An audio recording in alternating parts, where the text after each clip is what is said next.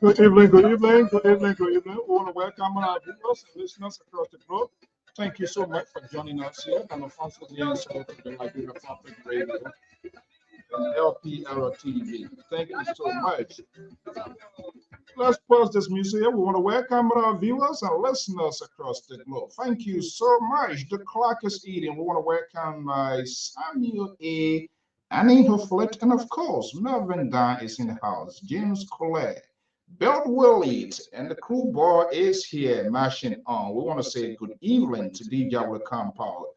Welcome to the show. Now, I mean, thank you so much for joining. By the way, if you're just hitting this live screen, do us a favor, just hit the share button and invite someone at your company. LPR, Liberia Public Radio, is here.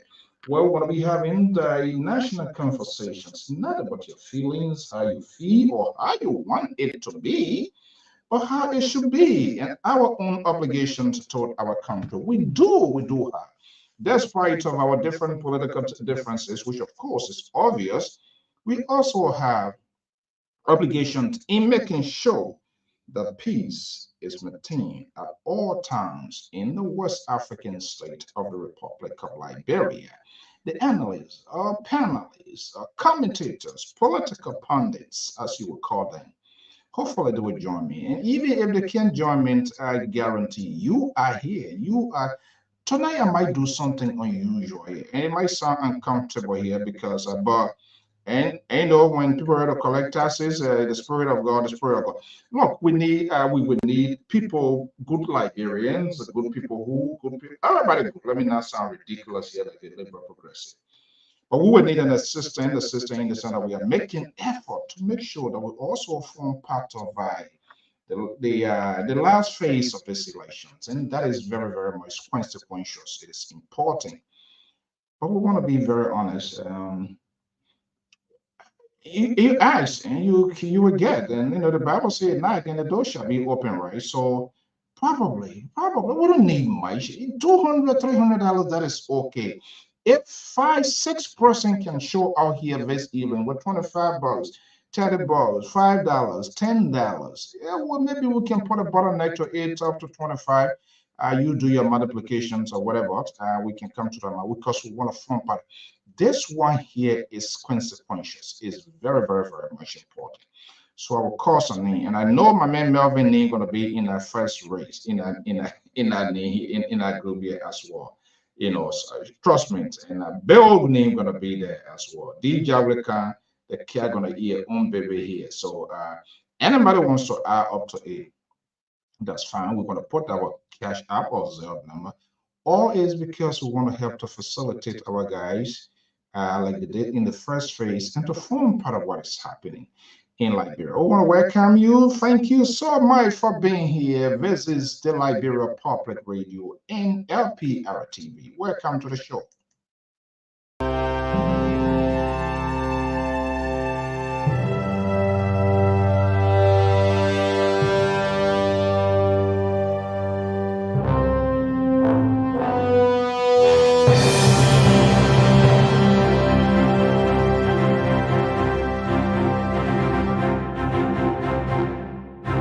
Of the song that introduced the program.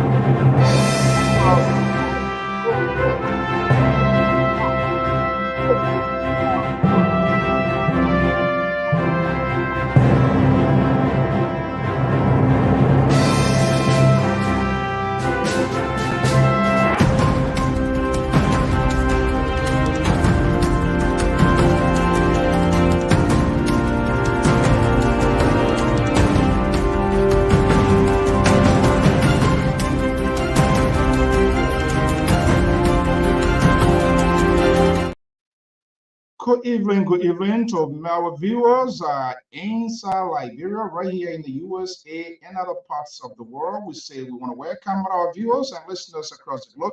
Thank you so much for joining us. I'm Alfonso Ziensot of the Liberia Public Radio and LPR-TV. And hopefully the panelists, the commentators, as it will, that will join us here to form part of our tonight conversation. If this is the first time, we throw the red carpet out there for you just for joining us here. We want to wholeheartedly welcome you. You are on the official news outlet of the Liberia Public Radio, where we discuss the issue, not personalities, but we go on straight with the issue. We ask an uncomfortable questions that would not suit your taste. But that's what the conversation demands, not necessarily what you wish to hear or you desired hearing from us. Sometimes we pivot 360 degrees, but yet your commitment is still there to this network. Mr. Nangbe, good evening, just on time. Good you have just arrived because we're just getting the ball rolling. Thank you so much, Thompson. Welcome. Momo, thank you. Aqua, thank you. Alvin, Judith, Khalid, all of you guys, we say thank you so much, wherever you are. If this is the first time, we say welcome on the official news outlet of the Liberia Public Radio. I am your host and anchor here this evening. Am I going to diagram here this evening, right? Yeah, that's the building they are contesting. Everybody wants to go in that building. Why in that building? I don't know. But we do know these are the two gentlemen that are contestants, and this is the manner of idea that left. We will officially, at some point in time, we will know, oh, Lofa Thompson, wow, good morning. Thank you for coming in here this morning. Watching from Lawala Zoo. I hope I'm calling the name right. Thompson, if you will. Lawala Zoo is in Norfolk County. Wow. That's another battleground state. Our man, Thomas Yensis is there. Hopefully, we'll try to do everything possible to also get there. We're going to be happening from that end. Yeah, so that's the sitting president, President George Weah, and that of the main challenger, Ambassador to Jose Newman Boykai of the Unity Party, fighting for their political career. Somebody got to be the chief occupant, got to be the chief occupant of this building. They will be roughly the 15 morning, early mornings, hopefully when NEC shall pronounce the result. We want to know who going to be or who will occupy this building to be making some consequential decision for the good of the country, and that we agree with, we disagree with. But it's going to be, we pray that a wise person who will be led with strong convictions in making sure the right thing is done will be the next president of the Republic of Liberia. Mr. Gatnot, welcome. To Renant Kuya Willie, good evening. Welcome. Thank you for joining us here. So let's have a conversation here this evening. So we tend to put the number here as well. Let us not leave this. I've always said that. Let us not leave this with the politicians, because the politicians, they will always disappoint us. How many of us or how many of you to say, oh, I'm disappointed in this guy? Because there was a different perception. You set a different standard, thinking that it was something that could satisfy you. But you probably were not taking a holistic approach. I need to set a standard for this guy to be the representative or the senator. We didn't do that. Maybe you just narrow it down to the extent that you left some good qualities that could form part of this person before you learned your support. But that was not the case. And in most cases, this is where we'll fall back to say, oh, I am disappointed in this person. I never thought he or she could have done that. And there are reasons, there are factors responsible for that, because more or less we try to narrow our conversations and think that, okay, let's talk it this way. When we have it discussed this way, it will satisfy, and people will be appeased and people will be enticed to what we are saying. But sometimes we got to rub shoulder, not necessarily to jump in a physical fight with the person. No, that's not what I'm saying. But ask all of these upside down, open-ended questions that requires explanation. Do not ask the Shaman Brown type of those days LPR-TV yes or no. No, because you will not get the details. And the essence of this business is to get the details so that you will be able to make an informed decision. How many of us with honesty, with honest mind, even though we support CDC, even though we support Unity Party, I'm making these two as a case study now because they are the last two there. So all the other people who are people in there, they are making an endorsement now because they are seeking accommodation. And I'm telling you, these endorsements that are coming is not just for nothing. Politicians, the way the scenario, they look at the possibilities, and it's all about guess game. Nothing is guaranteed. But they look at these things and what is inside for me? What is there for me? So the concept, the mindset of these people always telling you, oh, I'm doing it for the country, complete baloney. I don't buy into that. They first and foremost negotiate, cut deals about themselves. You want me to endorse you? Yes. So let's talk. How am I going to endorse you? I have people following me. I have my party. You need my support. What I get 2-3%. You know, every vote counts. Then I go into conversation. And usually these conversations are done off camera. Only inside that. People close with the authorities or close to those people that are, involved in those high profile conversations. They are the only people that are there. All the other players are being making noise, and only at the end of the day say, I'm disappointed. Yeah, how will you not be disappointed? Because you were not involved. When they needed you to get to the finishing line or to make them to relevant into the political conversation, you rallied them, you supported them. I well, Tanadin can be on the phone.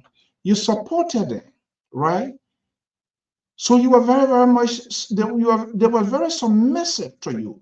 Even if you are asked them to light on their belly for you to walk, trust me, they will do it. But right now, they're not there. Everybody crying their own cry. So if you ask them, they will not need your consultation. The time has passed for that. They are not going to have any conversation at this time. They don't need your consultation to make this decision. They will leave you with headache, and you will talk and talk and talk. I am disappointed. This is why I'm never disappointed. This is why some of us was sounding so loud at some of these people what they were doing, because they were gaming political games. They look on the live when left hand side when there's a light there, and the shine when they look on the right one is not going like who wants to who nobody likes hard time. So the concept, the mindset that people, oh, I'm doing this thing, I'm not looking for a job. That's the dishonest part I don't like. Because if you are not looking for a job and you do not want to work for your country as well to give back to your country, if you have the expertise, then who you are. So why then what do you want to achieve if you can? The country that gave birth to you, regardless of you coming from county A, county B. But let's take a holistic approach. It is the country. It is the country flag that we want to fly so that people will feel proud and great about us. But if you're apprehensive and you say you don't want to work for government, you claiming corruption is in government. Okay, what are you taking? So if it is there, are you taking 2, 3, 4 times than what is there as well? My guess is that's why they are afraid. But ultimately, we will hear these people saying, but then at the end of the day, what? They jump right in there. And what they do, they tell us, say, the people ask me, the people tell me to run. People tell you to run, you don't want to run, you stand. So we're seeing these people yesterday. Some of the things that came out of these people's mouth was saying about this very candidate today. They are eating crow right now. They are in a tune of political correctness. So they are telling you wherever they said yesterday, don't mind that.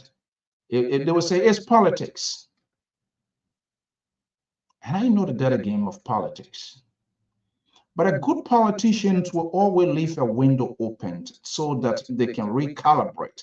So they can't do too much of damage control. They can't do too much of explanations, and you become distraction into the process. And that's why most of the people now. So most of the people will find out at the end of the day, nobody will listen to them. Nobody will take them serious because we know who they are and how they are behaved. They are just in it. They are just in it for themselves. What is in it? What there for me? But some of us, we just look at it like, this is seriously? You did not take into consideration that they're going to be here the next day. You unleash barrage of ridiculous things, lies, innuendos, falsehoods, subliminal messages. You package them together, structure them to well, put them in the nice suitcase. And guess what? There are folks out there who always would like to be a recipients of bad things. And when they're doing those things, you that support them, we that support them, we cheer them out, we celebrate them. But when the going gets tough and the tough gets going, when the falcons could no longer hear the falconers, and when things ready to fall apart, then you want to wave a white flag. You want to be a negotiator now. You know, this thing here is not good. But yesterday it was good because it was in your favor. You did not stop it when the train was about, or when the train was derailing. You did not do anything. You did not look out whether there was a technician on board to rescue the situations. Remember, a Western journalist said that during the heat of the civil crisis, those people, they know the forecast what was going to happen. Say in Liberia, and what exactly Elizabeth Blount said, she was correct. So Liberia was heading in the directions like a vessel on the sea with an unknown technician. You know what it means? You're in a car, no mechanic, and you're driving, going to Grand Gide. DJ will Kampa knows that. That horrible rule. You know what it means? That when the plane, before any plane takes off, they do what they call a safety check. They want to make sure everything is okay, you know, do all their runs around to make sure. So if there's anything that needs to be fixed before it gets in the air, they do it. They don't get plane, don't get kind of finishing the clean side and they say, oh, go. No. There's that little grace period that they use to cross-examine, to look at it, to see all the functionary, all the technical part, anything that needs to be fixed, anything that needs to be looked at, they will look at it.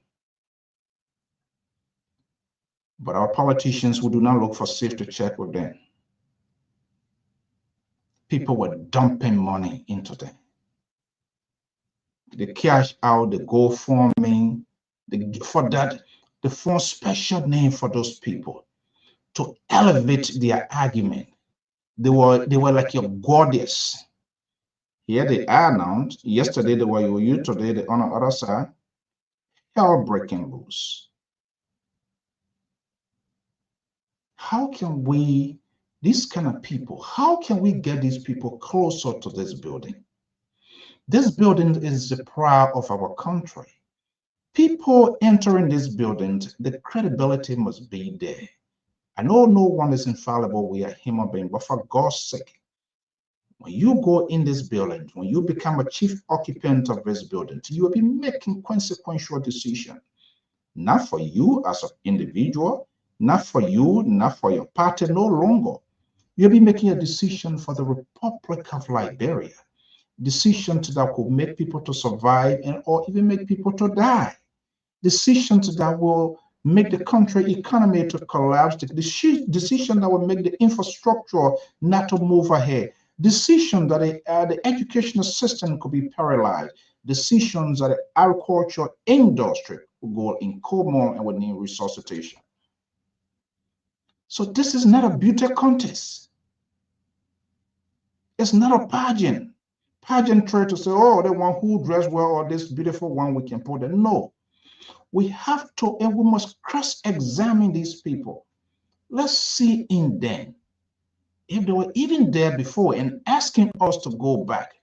Let's have this sort of honest conversation. You've been there, you are there. Why do you want me to trust you again going there?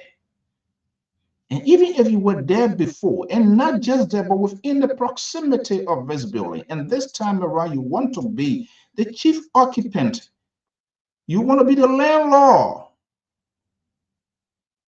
And people have landlords. What do? At the end of the month, you write those checks and all of that, right? Because you want to be an occupant of this building.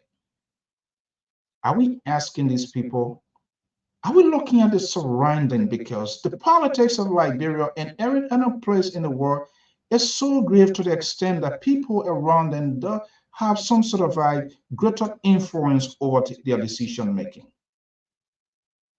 It's good to get an advisor, but you need to have a strong and decisive leader. Do we have them currently into this race? And what is your own definitions of decisive, strong, or leader? If you ask people here, the interpretation will be different. All of these people who are raising money, pumping money, tomorrow they will start crying like a little chihuahua again, like they did in the past. If I knew I'm not going to put my 100 out there too, I gave that man 20, then they tend to fully person. Because you did not, your giving was not out of a conviction. It was either out of sympathy or empathy, which of course they are two different words, or something else just came within the blind face of your eye. I would give because you saw other people giving. That's how other people act. Other people are led by the actions of another group of people because they are doing it, so they guess whatever they are doing is right. So they also jump into it without them asking all of the questions or knowing what they are even getting into. And then tomorrow it comes back to say, those people, they start, man, I fully man. I thought you were a good person for it. Yeah, because you didn't ask.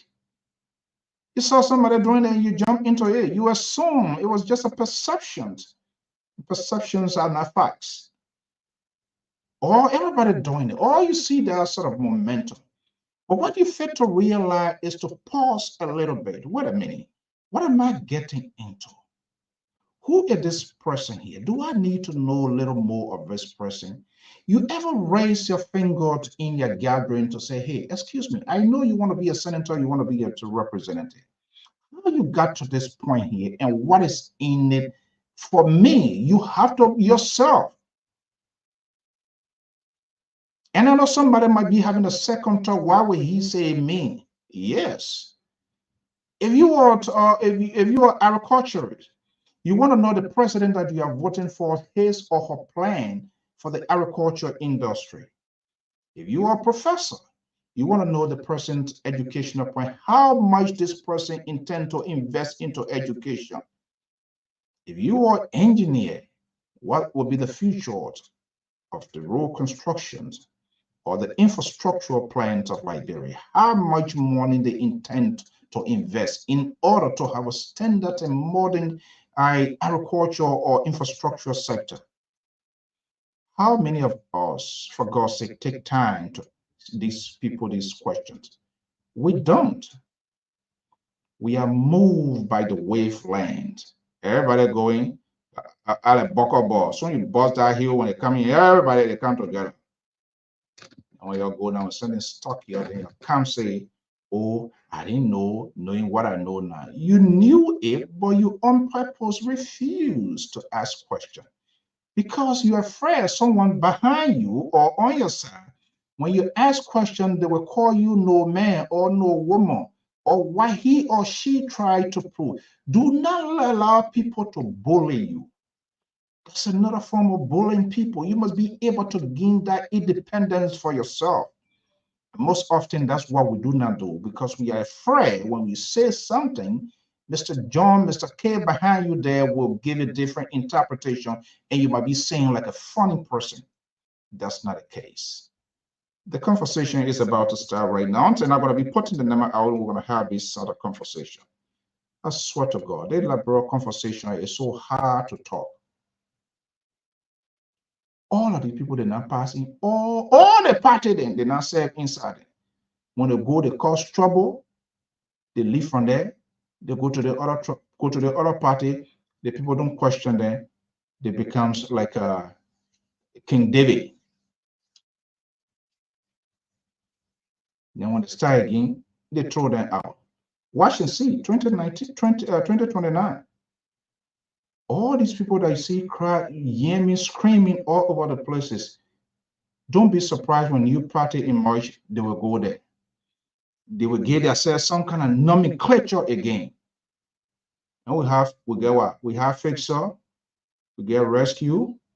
What are other people? Let me bring Terry friends, and he's going to be helping me. We're going to bring them in. Let me bring legendary Terry Collins. Is a strong supporter of Ambassador Joseph Newman Boyka. Terry, good evening.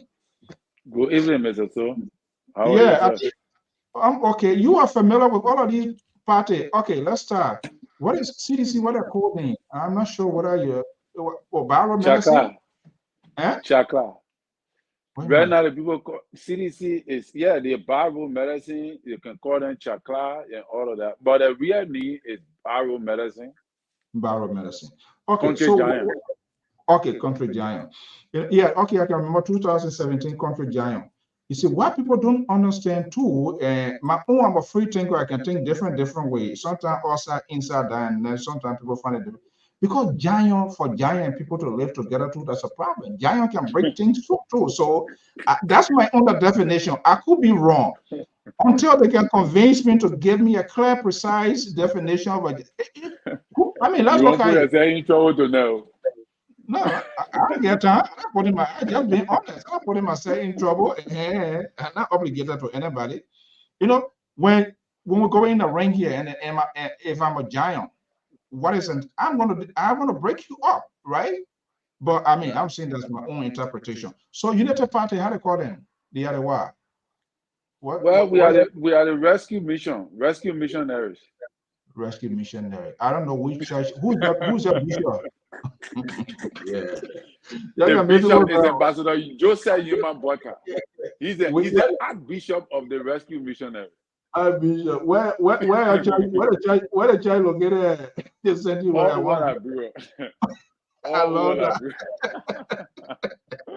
All over Liberia. Terry, man, you use something else. Okay, so then we got a fixer now. You can't forget about the fixer. I've been here. The ANC, they were who? Fixer. Fixer. So who doors, pour or window or house never had it? All the houses in Liberia, the roof can be flying. Who did I see anybody coming on top of somebody's house first to put a zinc or fix the door or window? You saw that? I'm asking. You saw anybody? I myself struggled to look for the fixers certain time in the game, and I couldn't see them. But they surfaced later on, but then they went down again, you know. So can we still call them fixer? Well, it must be permanent. You understand what I'm saying? You can't go fix something, then you end up making it worse than what it was. So but Joe is not for you to know. And they get another guy who was traveling with the sweeper, the broom guy. The broom I think guy. they were about almost 200 straw before we got to the place. It ended up being a malnourished broom. Why was he sweeping? Well, again, that left to still be questioned because we see that the broom is still in the air. Oh. Okay, so who left out in the show here? Who else was some of the principal people? Okay. ALP. Well, Dr. Moniba, I really don't know what kind of slogan he had, but he had 10 points, 10 points measured, you know, but I don't know. Okay. All right, Terry, good to be here. We want to welcome all of our folks, wherever you are. We say thank you so much for joining us. Your views, your comments, you have the right to critique us, to question what we will be saying. In as much we question other people too, who must be answerable to you. And that's the taboo of this network. All we call for is civility, conversation, civil context. We're going to put a number here. You're going to call here.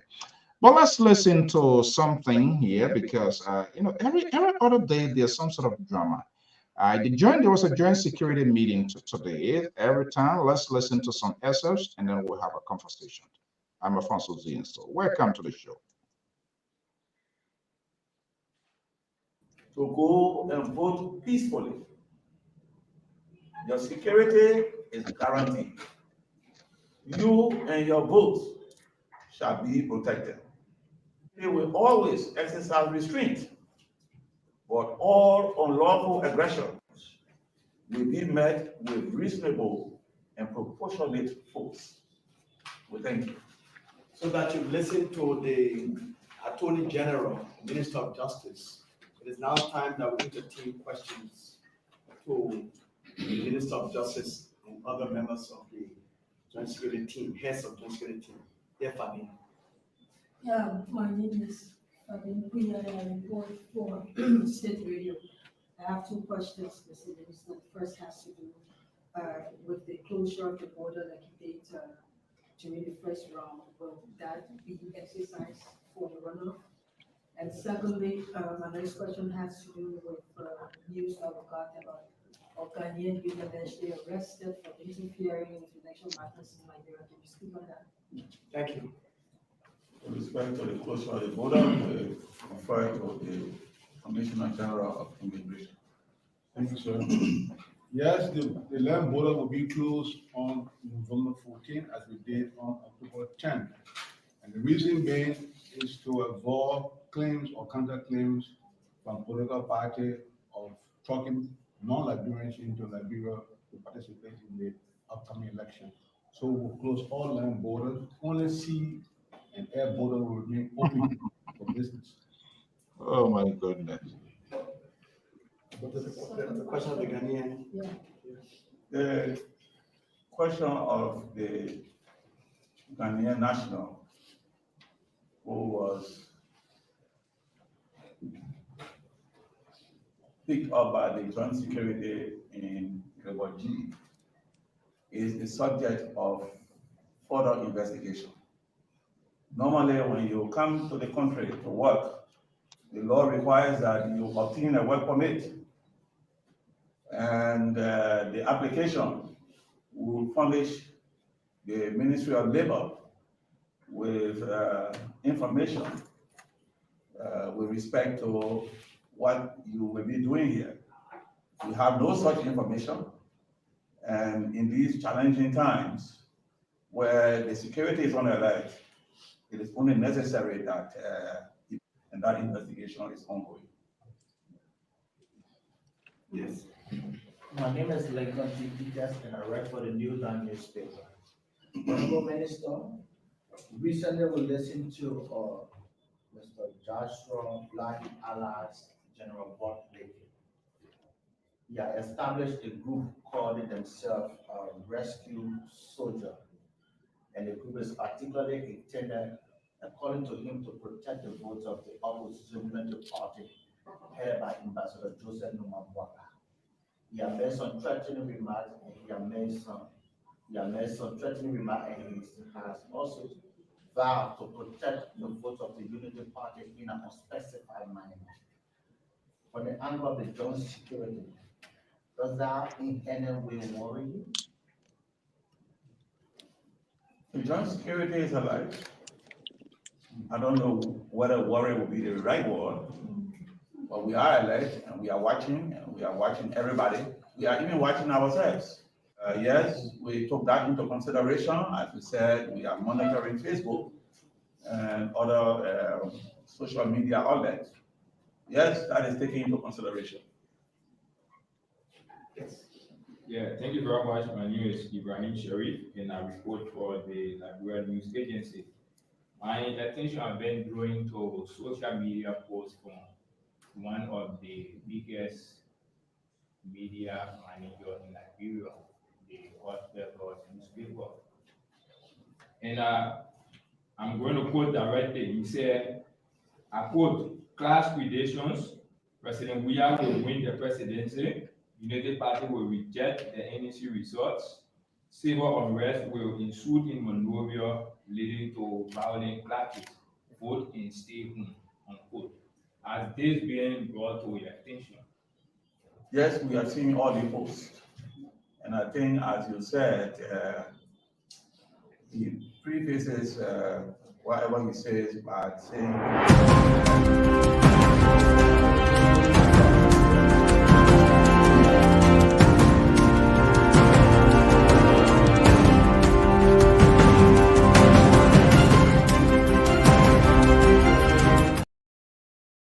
Okay, it's 8:38 Eastern Standard Time, right here, time of Francis and so to the New England Bureau of the Liberia Public Radio and LPR-TV. Thank you so much for joining us here.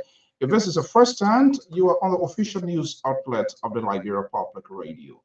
Fair, balanced, and proportionate. We intend to leave no one behind in our national conversation.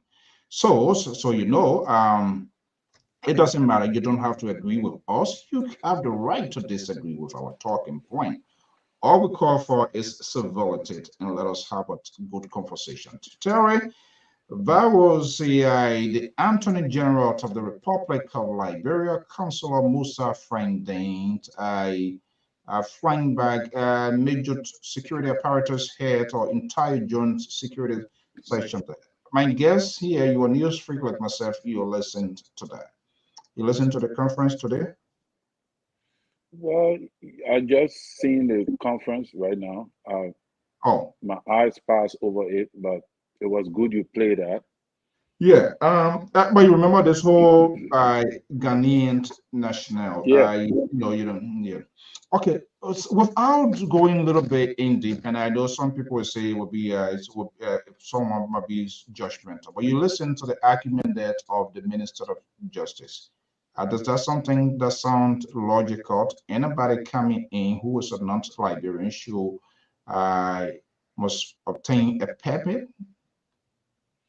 But So, Mr. So it's just a contradiction because the man left from in the borders of your countries. You want to tell me that you didn't know that he entered the country without document? How do you know that the no, man was in River G before you mhm. went there to go arrest him? Are you trying to tell us that this man passed through the airport or he passed through the No, but there are seaport? two things. There are two things talking about coming in. We know with all this ECOWAS thing, it's a complicated thing. But sometimes they themselves get themselves caught into their own spider web explanation because sometimes they don't maybe provide the explanation it should be, or people will look at some of the things that happened in the past, so we adjudicate these people here. But what he's talking about here is a work permit. Yeah, He the came to do a problem. job. Came to do a job from for Unity Party, according to the story to all what we've been hearing. Correct. Yeah, that's why we know that this brother, if he came to do a job for the Unity Party, he should have something to work with. Because if he's being employed by the Unity Party from Ghana, as have been alleged, it means that he must have had some level of documentation that's supposed to give him the right to do the work he came to do in Liberia. So if that is not with him, I think the government have the right to checkmate him and other things or to arrest. But my Yeah. thing is, Mhm. yeah, go ahead. Yeah. No. But there are two things. If you get an ECOWAS passport, you can travel within the West region on any part of that. But what I did hear, the minister is also saying that when you come, you got to register. I was taking a note. You got to obtain the permit to register with the Ministry of a Labor, labor, I heard as that. immigration. They're going to have all of your details to know who you are, what you came for, this and that. Is it important that we go into these details of this, or we should just take these political lines and say, oh, it's all politics, somebody doing some wish hunting? But if we want to have a country that will be a law and abiding country too, should we take into consideration to have all of these things put in check? Or it not been happening before? Why are they doing that? Is that a talking point? Well, we can say it's not been happening before and why they're doing that. If actually it is true, based upon what he's saying, according to our law, that this brother should have this documentation, especially during electoral times, then you have a legitimate concern as to what is he doing in the country with that kind of a work, especially during electoral processes. Right. But so if that I don't want to say it's political because I don't think it is political.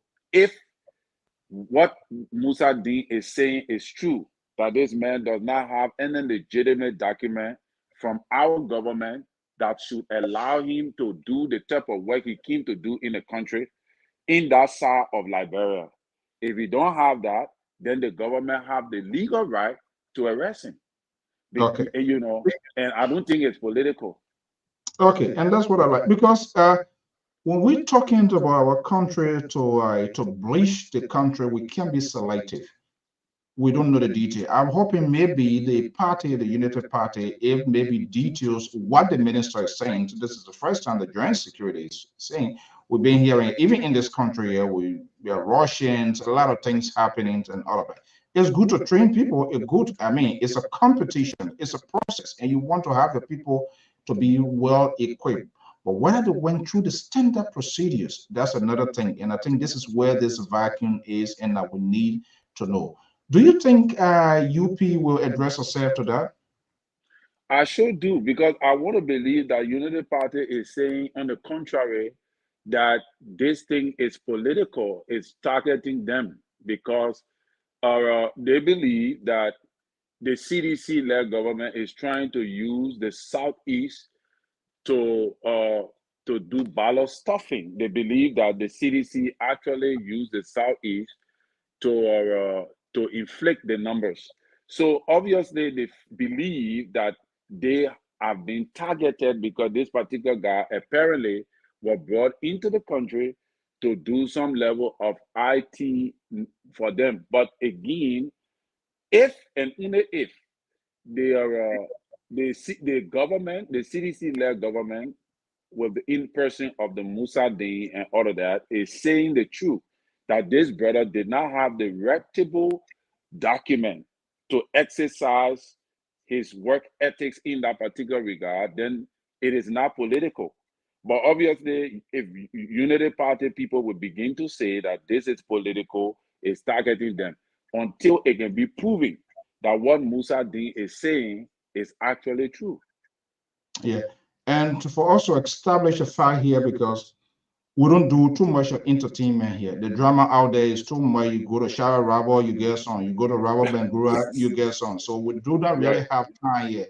We are looking at issue of substance and how to avoid these things that are happening. It doesn't matter when your feelings, when you get in feelings because you're sedition or you're UPNs. Is that a right word? Is that how they call them, UPNs? Unity Yeah, Parties? UPIS. UPIS. Okay. Well, it doesn't matter. What we do It's the know, same, no and we problem. know here, there is a free movement of people. There's a free movement of people. I can leave from here, and you get your boat, you can travel any part, whatever it is here. It's the same. There's a free movement of people, especially with the ECOWAS. But there's also laws on books that say if you as a foreigner, in as much that freedom is there, if you're coming in, you've been contracted, then you're almost like an expatriate or whatever it is, because especially with election time, I am concerned. It's happening. It might sound a little or less. It's not anything, and people might kind of water it down, which is okay, but we have to have this conversation. And I think this conversation is about to get interesting, and nothing guaranteed as to what are going to be here, because he's here. He's here. He positioned himself. He claimed to be the counterweight. He's the liberal progressive of the Liberia Public Radio. We don't sanction him. We don't like him. When he comes on, Paul, Amos, George, and myself, all sort of names. We this, we that, and we. So, but we will tell him we believe in people's civil liberties. So I'm not going to keep him for long. It's good tonight. He didn't wear his CDC blue jacket, so now he done. Let's listen. Okay, gentlemen, good evening. Welcome. How you doing, Mr. So Terry? How you doing? Yeah, but George, Good how you evening, doing, Mr. man? So Terry and Mr. Josh. Good evening to all of you. He acting so Good evening, quiet. Pastor. He acting so quiet, nice and cool, but just wait, in the next 2 minutes he will burst into flame. Yeah, so honestly, there's a freedom of movement of people. But when you come in the country, if you have been contracted, nothing wrong with people getting the expertise of people, but there is also a process to go through. And I'm waiting to see if someone can provide that explanation. If he did, and then the government still cracks down, on that, then that becomes a different conversation. The labor, the immigration, police, they have to establish identity. But we're waiting to see what's going to be to happen here. If any of these things are not done, Terry, then who violates the law? Just for Well, discussion purposes. it depends what kind of any of them, because if actually this brother did obtain if he have a license or whatsoever document he need to operate in Liberia as a contractor, then obviously the government will be held. The government will have to do something about the allegations. But if this particular guy does not have the reputable document needed for this particular job to exercise his work ethic in that particular area, then it means that the government is in the right and they are not in the wrong. And if that is the case, then I think that is a very genuine approach that the government is taking, especially during these times of our elections. Okay. During this time of our elections. So meaning my understanding, it is very, very much important, regardless of our side, which side we fall on, but for elections integrity, we need to protect our own democracy. That's the bottom line. We saw what happening in this country here, and still that conspiracy is still there. People die, they voted, people do this and all of that. So it's not just only for this election. These are for future elections, how we should protect it. Legendary Amos George, good evening. So welcome. Let me look in your political playbook. What do you mark there as number one? What is the tabata here this evening? There's some unconfirmed report because I had not spoken to independent source from Nimba. There was a shooting there among some group supporting the vice president. I mean the vice president for Jeremiah, the Unity Party, and alleges that these people were government operators, allegedly now. So that got me a little bit worried. And the next thing is Honorable Kuhn donated an X-ray machine to the hospital in Maryland. According to the information that when he went there, he promised they said they never had one, and he said he had one in Nima that had not been used for the hospital, so he would send it. And they say they were up there for 1 week. It been there, nobody to take it. Every time they call all the administrators, nobody wants to pick it up. Say next week, and so today there was a video at the Balu was speaking that the government, the Minister of Health, instructed doctors in the area not to receive the equipment. But while they were doing that, after 1 hour, a doctor came up and said that he was going to receive the equipment. He's sorry for the delay. He was caught up in the meeting, but the administrator of the hospital wasn't there. They couldn't find him. And I say, so okay, I didn't hear. Did I hear you saying he sent it or he sent an emissary to deliver? What was no. When he went there before I heard that part. Yes. So former Senator Babu said that he was going to take the initiative to transport it to Harper, from Nima to Harper. So Babu said he transported the equipment to Harper, and he been having the equipment 1 week, trying to get the superintendent and the medical doctor in charge of the hospital to take delivery of the equipment.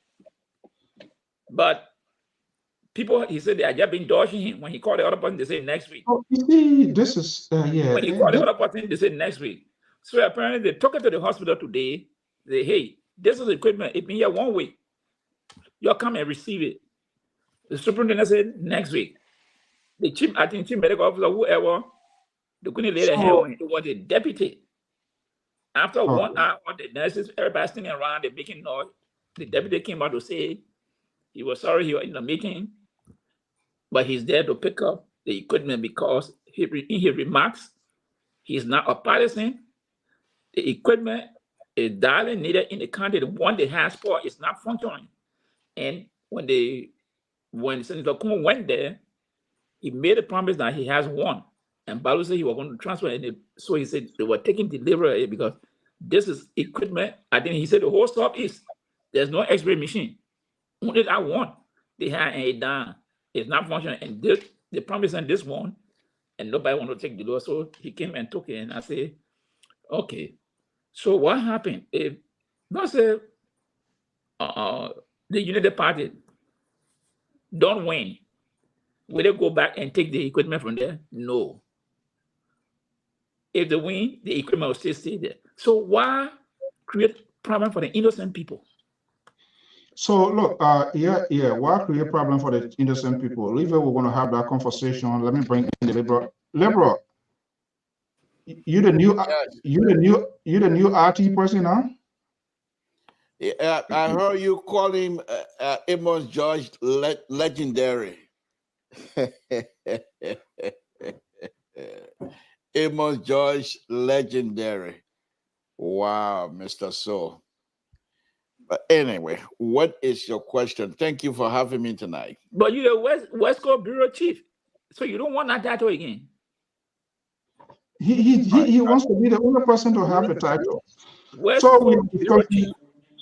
this You don't guy. He want wants it. to be a. Let's leave him. Pajoy, let's leave this man. He wants to be a sort of distraction here. This even when you see him like that, I don't know what's wrong with that.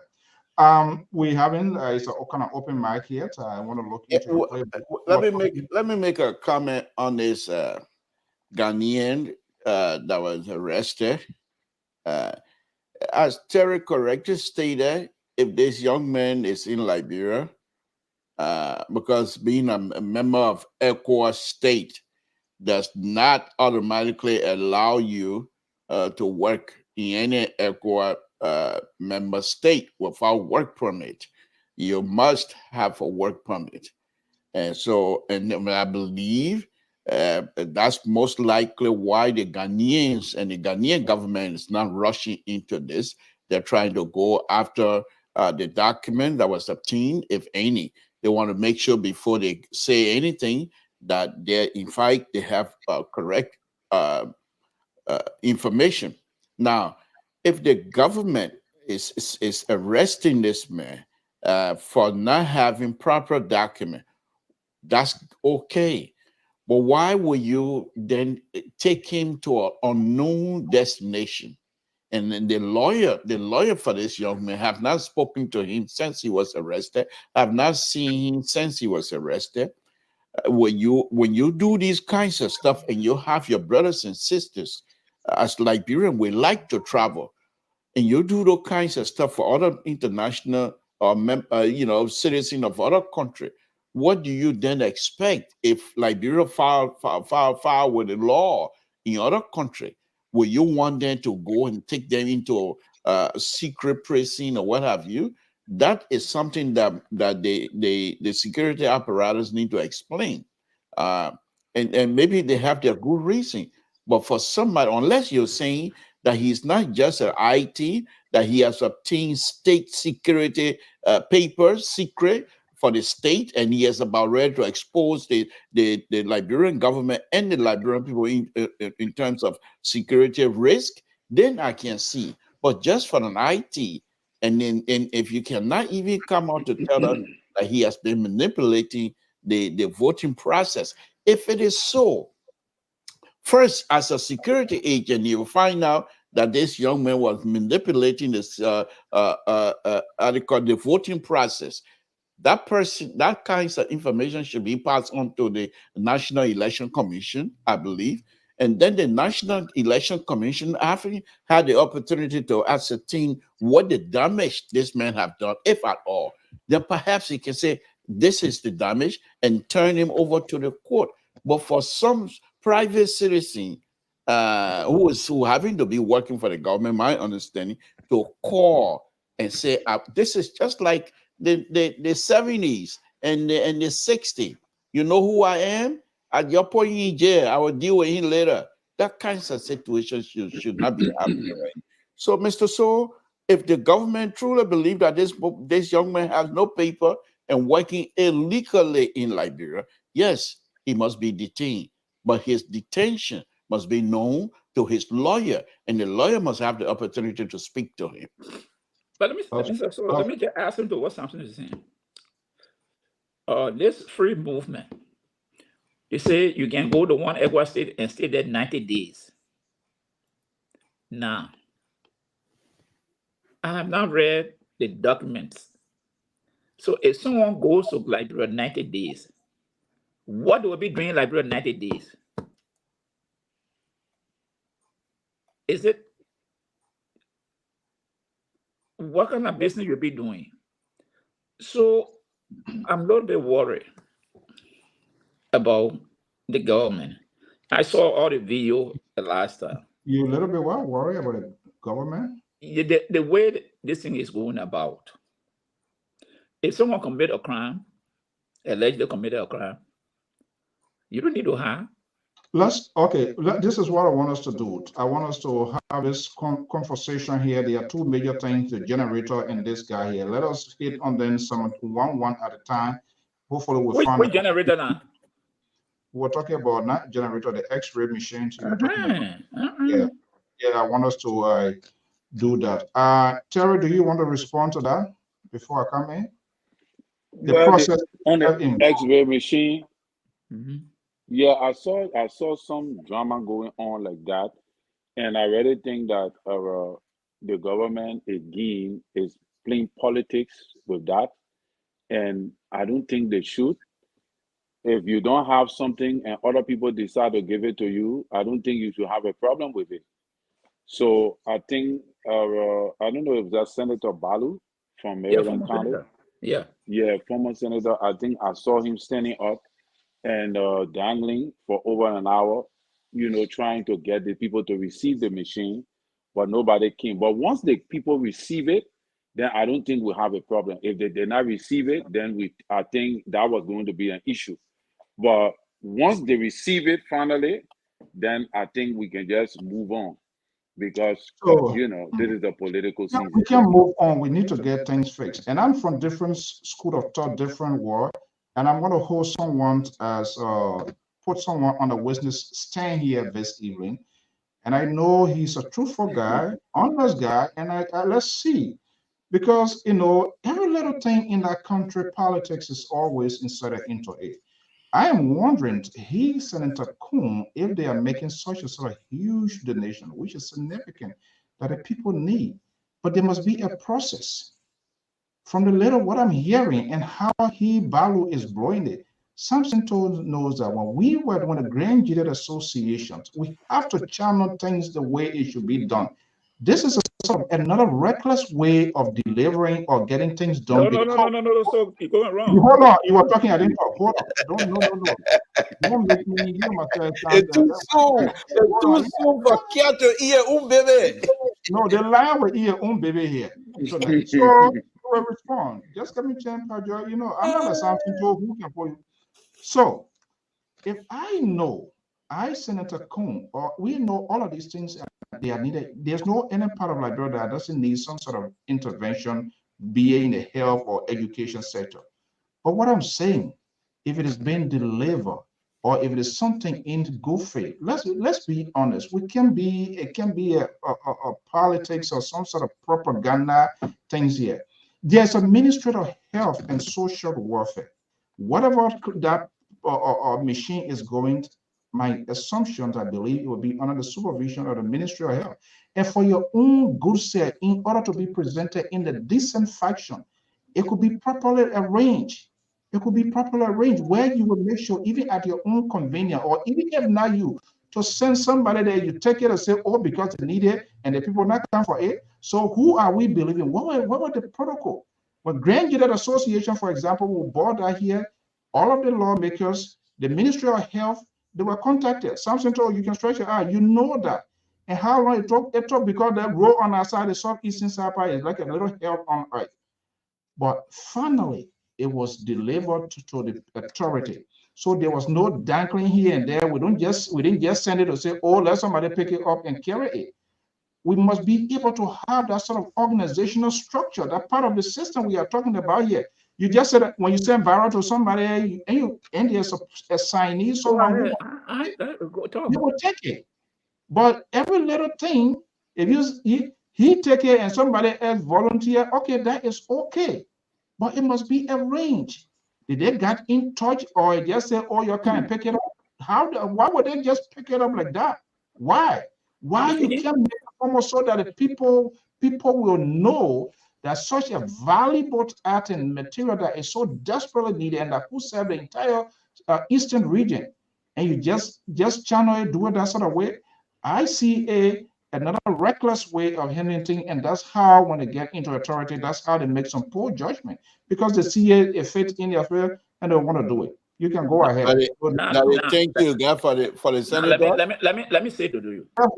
Balu, listen. Thank you. I should say what? Thank you for what? Listen. I can say thank you for all of that. I can't. No, I can't. No way. The liberal is talking. They thank you. That's part of their job. If they have put all legislation in places to make sure these hospitals, clinics are up to task, it's the same way they're sort of getting things here and there, and they think that's how they can get away with it. That's fine. But that's something I want to put certain. These hospitals should be equipped. They should make this thing part of their budget, and they should have this conversation so that every hospital to no one should be left behind. Go ahead. Now, since the Bible said they got in touch with the health minister, he said they called the superintendent. Superintendent said, I will not be there the next week. The people, the nurses at the hospital, they made an appeal to Kung when he made a visit. He said, I have one. Bible says, I will transport it. When he said the equipment will transport there, he contacted the county authority. Everybody dodging. The Minister of Health doesn't, according to have giving instructions. That is version you just giving. The government, I'm not saying about the government. You are not even asking other people. So, what you giving now? What you are giving? That on your side you are giving. You are not supposed. Did you speak to the Minister of Health? Yes. Then what did she tell you? That's what you're supposed to ask. No, I'm asking you. You provide her, and I would say, no. That's not how the information he's providing. If you did not follow on, is incorrect. No. You are on the Liberian Public Radio. I'm quoting Balu. So who were you quoting? Is it the Minister of Health you are quoting or the Superintendent of Marion County? I can't quote the superintendent. If first of all, now, I'm just telling you where it starts with. Listen, because you don't follow. No. It starts with the Ministry of Health, not the superintendent. No, it's not a superintendent. It starts with the Ministry of Health. So the equipment that you deliver, the superintendent of Grand that was present, he was informed. Whoever authority in Monrovia. No, listen. First, let me tell you, you don't know about it. You don't know what I mean. Let me tell you, it was $250,000. That's not small money. The Ministry of Health. You don't know anything about it. I will tell you, you don't know anything. No. I'm asking you. I don't know anything. We don't just talk. Listen to me. You come and listen to me. No. The Ministry of Health was the first institution to be contacted. I'm quoting Balu. Balu said they contacted the Ministry of Health. The two conservatives are having a Balu said, Balu said, the tell is there. On a Friday afternoon. Fox News is talking about that. Balu said, will you start disrupting her, please? Okay, you're quiet. I'm quoting Balu. Balu said they contacted the Minister of Health, and the minister had given instruction that nobody should take the equipment. He contacted the superintendent. The superintendent told him, say, next week, before I'll be ready to take the equipment. So if those two people are contacted, who's supposed to represent the government of Liberia, according to Balu, they are getting the runaround. So if they can't pick it up next week, then I run around. But what is superintendent be doing is equipment that is so needed for the people. You don't know. If the man said we'll do it next week, then is that a run around? Why you always like to blow things and put yourself in No. That's what you're doing. You're trying to gamble that country in. You and myself on it tonight. You're not going to get away with this. All you see here is an assumption. You have no idea what you're talking about. You are making an assumption. You are making an assumption because you are not speaking to anybody from the Ministry of Health. You are not speaking to any kind of authority. So how can you say that the people did not follow China? I'm quoting you. You are saying the people said, hold on. You said you got what happened? Because you rely on someone. You rely on someone. I'm quoting somebody. So when they say next week, if I call you here today, let me tomorrow. You say let me day after tomorrow. What's wrong with that? Is that a big deal? Is a crime? It is a big deal, depending on the nature of the conversation. Oh please. What you call big? No. Don't tell me about please. You guys. It is wrong. This is why you always find yourself on the wrong side of politics. It is wrong if the man did not get in touch with the proper authority. It would be wrong. So But when if you the get guy, in touch with the authority hold and on, they hold say on now. next week Hold on or now. day after tomorrow, Alfonso, then is that no, then Alfonso, hold on. You're not going that are you route. serious? No, Alfonso, you're not going down that route. Why about If 1%? the man did not get in touch with the county authority or the appropriate authority, it would be wrong on his part. But if he said that he got in touch with them and they tried to give him the runaround, 1 week. What is a runaround? What is The a runaround? they don't Do want you know because the protocol? yeah, it's Do the you know the problem. protocols I mean, involved? Alfonso, the Also, problem when here the is call somebody say come, they should go. How can you address things like that? Alfonso, you're not following the conversation. The man said he had the equipment for 1 week. 1 week. How many times he called on the 1 week? What The superintendent is in the county, in the city with the man. If the superintendent cannot be, he cannot designate a deputy or assistant. That's your No, own side. I'm asking you. That's your own word. That's your own word you're running there. Look, administration works in different forms and different shapes. Alfonso, don't say that. Alfonso, don't say that. Next week, I'm going to say next week when you apply, when they say come for interview, and you say you want it because you need job. Why the superintendent cannot designate his deputy? If he cannot be the white, is he compared to be the white? He can't designate his deputy. Call the superintendent or ask him whether you should do. No, you don't want back man. You're always politicized and make something. You came and say. That's why some of you people. Yeah, because in the first place, if you call me, when I'm a superintendent and I give you a time, say next week, what is the crime in that? But wait until the next week. If he doesn't show out, then we begin to ask other questions. The man said, Alfonso, go and listen to the man tape. I don't have to listen to it because you misinterpreted. All right, apparently you didn't listen. No, to I'm not misinterpreting. Okay, hold on. I think hold on. You are the one season that you have. George, hold on. You don't need to be pointing your finger like that. You got it all mixed up. But you got your hand on the inside, my finger. You got to mix up because you got proportion. This is the Friday afternoon. You said next week. Please, just relax. What is the deal? The deal is they have been with the man for 1 week. The man doesn't. Wait. So that's how you're going to run the institution. When you're not there, like nothing goes on. No deputy, no assistant. Is that how you run your institution? That's not what we're talking here. No, I'm asking you. If it is important and I know if there's something I'm supposed to attend, if I give you that time frame, that's it. If the superintendent wants to be there, that's why you have people have function. You do not know the reason why he said next week. Don't come and run a judgment on that. No, you run a judgment because you came to a conclusion that they did not follow protocol. And I asked you, did you speak to the minister of internal? Health? No. Because you rely on what he said. But I'm putting somebody. Next week now, it was like 10 years to come. What is the deal? No. You should asking after the way he gives you a time frame. Let's meet tomorrow. But you want it done your will. That's not your will. That's why would the superintendent be running away for 1 week? Now what the superintendent told you? But they wouldn't find 1 week. What happening? What he gave him running around for? Was he missing action? You are missing action because he couldn't 1 week they can't find everything. Because they gave you a timeline. No. Let's read that topic. The time they gave Balu said it was today that was found when he called the superintendent said next week. But the question I'm trying to ask you, as an administrator, Balu is a former ambassador. He's a senator. When people goes into his office to make an appointment, he determines when to see a person. He should know that. He should know better. But these alligators, I don't know your point. I can hear. I'm just telling you the truth. You don't have to repeat it. Balu he was a former ambassador. When he's going to see another person, when there's a person coming, he and his secretary makes an appointment. And they will tell us that this is when the ambassador will be.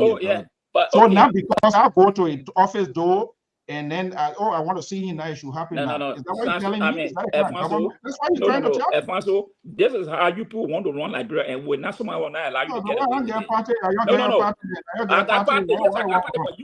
You doesn't have a party. You got a very dangerous path for Liberia based on what you're seeing tonight. So I got to call you to it. You can't say because you can't say the superintendent so therefore No, can't say this you guy, keep telling this guy, and- he, where his No, no. extreme view here will begin to look at it and that'll be a second thought. That My sort of view, thing, my that sort of view is loose my way view of always doing go. things. You You can call come and somebody, run the the person say market next show. week. What is the deal? Okay, can I Everything step is in? okay. Let me say I'm this. telling you, the Yeah, You jump know, in. Supreme is like, not. This hold guy, Liberia, you got to on, cut the like, tie. Mr. So, I have a Liberia, you got to contribution. break the tie. Mr. I see, So, I see I have why a it might be contribution. that you're dead in the This political show here, Mr. So, you and your patron, you're not here to fool me here tonight. All the about that you're talking, you're trying to fool me. That one I was telling my begin Terry, just hold on. You're trying to fool me. You think I'm here to, you think I'm stupid? Two of you here, they're talking about the commission there, commission. None of you have no voting right. Oh, God. None of you are in like what are you talking about? Well, you We said are what? You here said, to tell you that the rescue mission, that's what we told you. Samson, what you said? ANC need to Wait, come Samson, our way. And this other, well, I don't know what party he's from. You need to come our way and make sure for us to tell you what is good for Liberia. The rescue team, you two here talking about somebody taking this one, I know that. Mr. So, what is your argument? Are you here to argue for the government? Mr. Joyce, your name is out of the process already. You're leaving with me and Terry to be able to run the show for you. Please. No, we're not going to leave it with you. It would be a Samson, dangerous. you said, I'm here. you what? I'm here to stop unnecessary propaganda that doesn't add up. That's what I'm here for. But let's have a conversation here. Samson, Let's talk about your rescue team. The man, his party, what is it? Samson, yeah. What you say we think you are? Okay, let's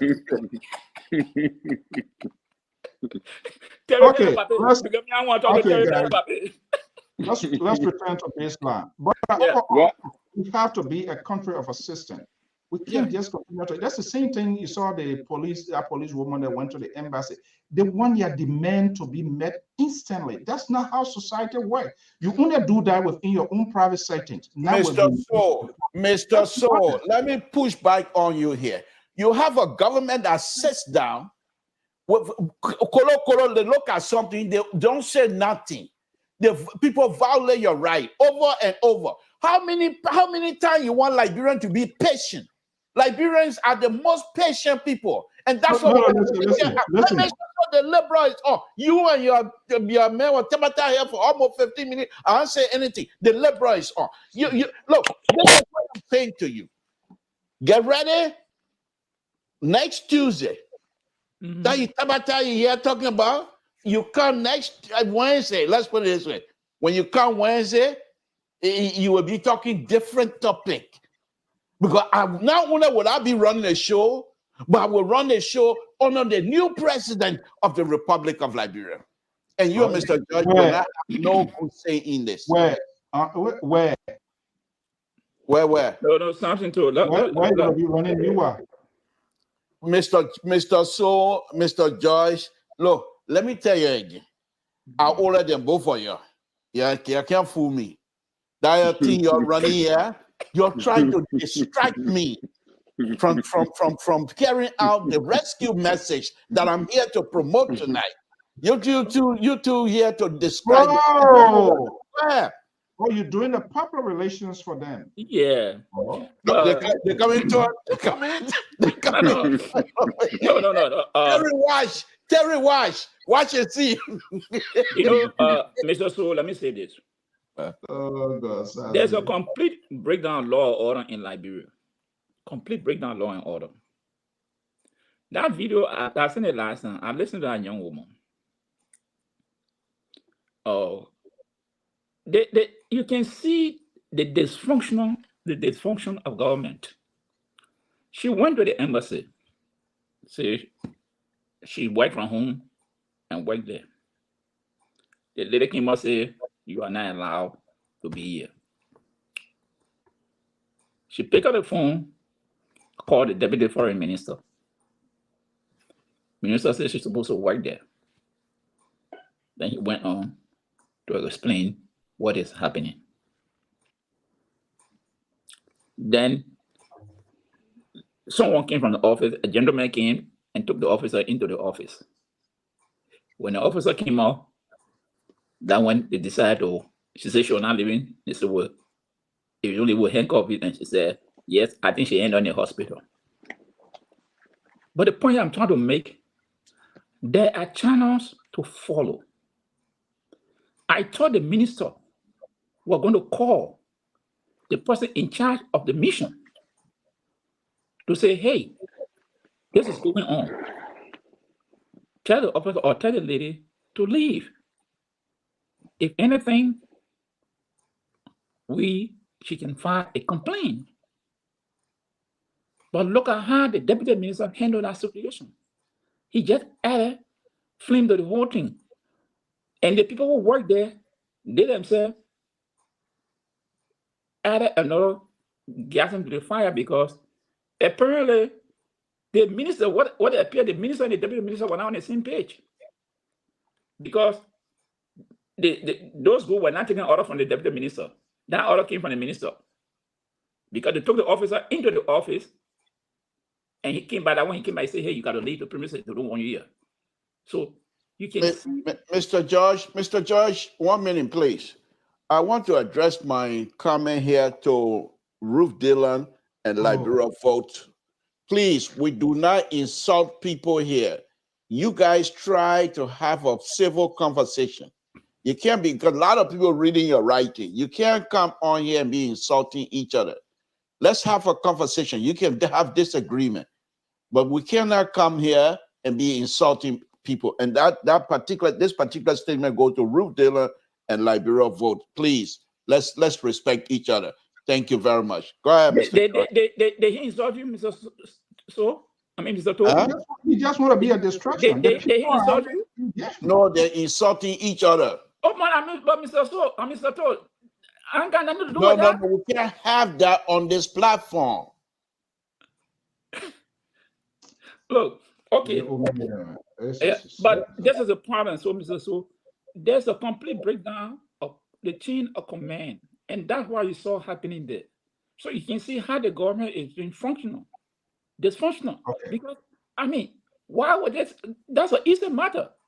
Tell the woman, you the one in charge, tell her, hey, to avoid the situation, go home. That's all. To avoid all the confrontation. Mr. George, we all watched that video. Yes. The lady told us that she's been working from home. Yes. She had filed charges against sexual harassment or whatever you call it against the minister proper. Yeah. And I think, Liberia has not changed. We might be able to achieve one or two things, which is one man, one vote. But in terms of policy and management of the country affair, we have not changed. Why would these people would take the minister should be able to contact his deputy, the one that is in charge of this mission, to say what is going on with your mission? Have you seen this? Have a conversation with that person. Even if the deputy minister have been involved, then that deputy minister, what happened here? How did you get involved? That's how you do that. But the people refusing, they're doing a bidding for the minister. It has nothing to do with the minister. But something told you cannot negate the fact to avoid that situation. The best thing was for the minister to tell her, hey, go home and work from home to avoid that confrontation. Go home and work from home. We will handle it. But he going to explain that to the officer. What's wrong on his part also? I agree. The point, a good administrator, the first thing that I want to resolve. But remember now, these two people don't see eye to eye. Yeah, but still, you're not working for yourself, you work for an institution. Exactly. So there are protocols that you should follow. So the minister should have told that lady, hey, since you come into the office and there's confrontation, go and continue to work from home. We will handle the matter. Simple. So this is so sad. Yes, when system is broken here, when the system have a problem, then we need to find an alternative to face that problem. There are a couple of things. In fact, family is, I was a personal friend. We chatted after this whole thing. In fact, he did a write out. I don't know if you had a chance to read it. Yeah. But we all frown on the process. But sometimes when these things happen, it's different. Now, this whole thing here, it didn't happen in Liberia, allegedly accused. It's happening on the foreign soil. And the State Department is liberal in as much there are two things. Well, if the president or the government wants to take administrative decisions, whether the embassy, when he was here, to either recall him or do whatever they can do it within their own internal investigation. But we must also know that this thing happens in the foreign soil, and it was reported to the State Department. And the State Department said there are investigators assigned to this case, which the ministers alluded. So I don't know why she even decided to go there. This come back to the same point where we were talking about people are intolerant, people are impatient. Mr. So, something I'm talking, please. This I am running. This is not your show. It is not your show. It is not your show. I am in charge. You hired your day yesterday, so let's respect that boundaries. Thank you. So it just come back to the same point. In as much that machine, I'm saying this because this one came to it. There are some sort of similarity there because she wanted something done. Now, there is a process. There's a court system here. If I were advising her people, you can get a better justice here as compared to some of the things I delay here. You can file a complaint on here because this is where it happens. But people always want quick fix. That's the same thing here. Yes, that machine is desperately and it's needed because it's going to save life.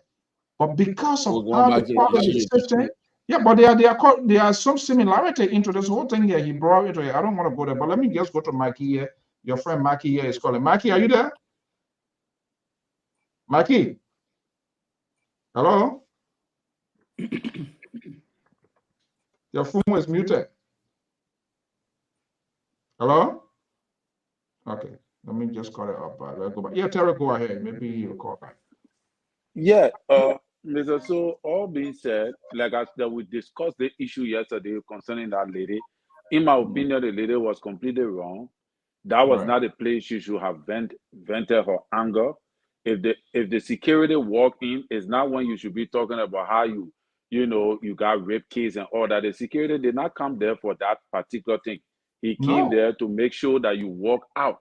So the minister's role was to just tell the lady to comply with the security or the police officer, go home and file your complaint. Simple as that. So, like Liberians just like to make issue out of everything. And when you do that, you don't only implicate the government, you also implicate yourself as a Liberian. You're disgracing yourself publicly, internationally, calling on Facebook and showing all yourself all over the place. There are rational people around that will view your exchanges and they will make their own analysis to derive that you were in the wrong. So you don't have to be a rocket scientist to know that this lady was in the wrong. Like what Pat just said, the minister should have told this lady to go home and comply. That's wrong. File in your complaint. Terry, here's what I'm going to say on this here. Let me say this here very quickly. Our people say the fish start ratting. Mr. To, can I just say something quickly before you come in? Go ahead. Yeah, hold on one second. So that equipment, to that X-ray equipment, I would partly want to agree with Mr. So, even though he's not my man, that our Senator Balu decided. Something told her your man. No, yeah. So Senator Balu decided to make politics out of that particular scene, and in my opinion, it was not fair. All right. Even if, because this is a political season, obviously the government people will try to resist one way or the other because they do not like the optics. So, but they cannot reject that equipment because it is destined for the people. So what you do, you highlight it that, yeah, you know what, we bought this. Just by you presenting it alone is a form that everybody already know that this is what you have done already. So by you making a video out of it and making a show, people they don't want to receive the equipment, they all of a sudden, I think his intention was political. And to me, It's not right. So on this note, I will want to agree with Mr. Soul. Yeah, it doesn't matter. Doesn't matter. We're finished with that thing. You agree with you. You see, This is what I'm gonna say. he will never repent. He will never change. Let me go to Mike here. Even when Breaker win, you don't get this guy closer to you. He was poor. Let me just say this here. No, hold on. I am in charge. Mr. So then you in charge business here. Getting too much tonight. You get I am in charge. And you are in charge. When Koto came here, Koto, go ahead. I am in charge. You told me I'm an Israeli, right? I told you I can pay debt. No. Now I in charge. Mr. So that LPR, you can't stop him people view. You can't stay here and try to suppress my legal right, my constitutional right in the United States. You're gonna say until you in charge. Let me make my point. Let me say. Hold on, Samson. Let's be respectful to the audience, please. There's one moderator on this network, on this program at this time. You are analyst, you are a contributor. So hold your peace. Let me go to the phone line and I'll come right back to you. Caller, let's hear you. Hey, Mr. Soul. Hello to everybody. How you guys doing? Good. Well, as a dedicated follower of the Liberian Popular Radio, I just want to admonish those who are watching and following. On the platform, we come here to listen and engage one another constructively. I monitor one roof along, one Liberia vote, going back and forth. I think from the genesis, somebody made a comment about Jeremiah Kum as the incoming vice president. And Ruth, if you not celebrate that statement, you have no right to tell the man that in your village you'll be vice president. Here, you don't have to use those kind of words. Village? Yes. Those are the two people I was trying to talk about. In your village, so, I don't know why you see, you don't get village? If the man say in your village, what is it? I can't make a show. These are the comments that raise up people's tension. No. When a man say my incoming vice president, say your own and leave the next one. Don't say that in the next village you will start incoming vice president. We should be calm for one another. You don't come in middle kind of that's how Liberian society looks like. Yeah, that's a content statement. One another two ideas. Now, anything angle and stuff like that. No, engage the issue. In the matter the incoming vice president like Jeremiah King, you can say your incoming vice president like Broward Killer, but don't tell a man that in your village you'll be vice president. No. That is very. Yeah, that's at one point I maybe shall comfort tonight. Okay, no, don't go. I'll call your name here too. So the main reason I'll stop Liberia from talking to the election is on Tuesday. So you have to give my own I will call name here. You got to give 25. I want to put it. We're not party. We want to get our man and also kick it off. Then the next person will be Mami Esther Tapi Mo. Then from there I get to the next person. We don't need plenty of money. We'll get 300. I said that's plenty for now to money our guy. And we can cut our code according to our measurement. I have a chair. I have a board chairman here who can who not threaten the CEO. I will sack you, but we're talking about money. He bang head down. So thank you so much. So I will be putting the number. I gotta see that $25 before. I mean, that's the benchmark, but when you want to go 100, 200, that one, and that tariff will all clap for you. From there, Esther Mami Tapimo. I know you always give a contribution. Yeah, thank you. So may I make my point? Let's be real one another. All right, we can't tolerate one another would destroy our country and will be all around the world and Palestinians and Israel for what is fighting one another. We have to tolerate one another. Like for all like I don't want to make my people that tell me that my feeling really That's already headed, man. The man signing content sent on the person. So hey. Okay, thank you so much. Okay, all right, thank you. We're monitoring. We're monitoring. Okay, so is that Mr. Georgetown to talk or who? No, wait. Mr. Soul, I am the board chair. Let me say this quick. Why you want to jump over me anyway? You see, that's why I said you, Mr. Joe, you're not fooling me. God knows exactly what you're here for, to distract me. But let me make this point.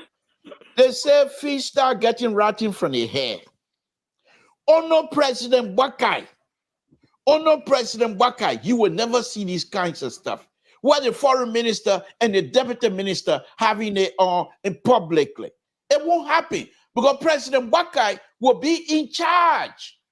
President Bakai is not going to be all over this place taking 49 days on a soccer trip.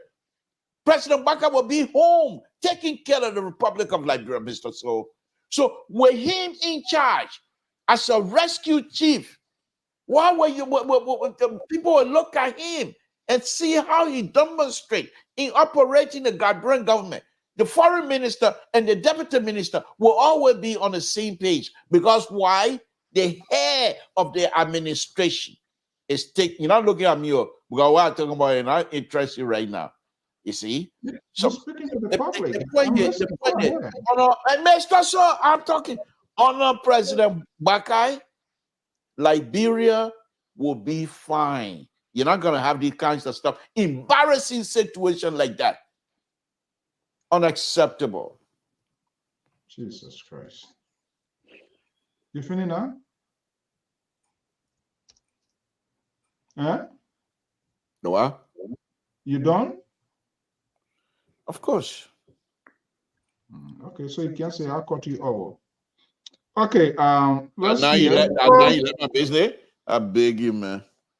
Okay, let's look at this whole thing yet. I'm putting the number also going to we get reaction as well, and then Esther will be sending her 25 Maki. That's what I'm under concern.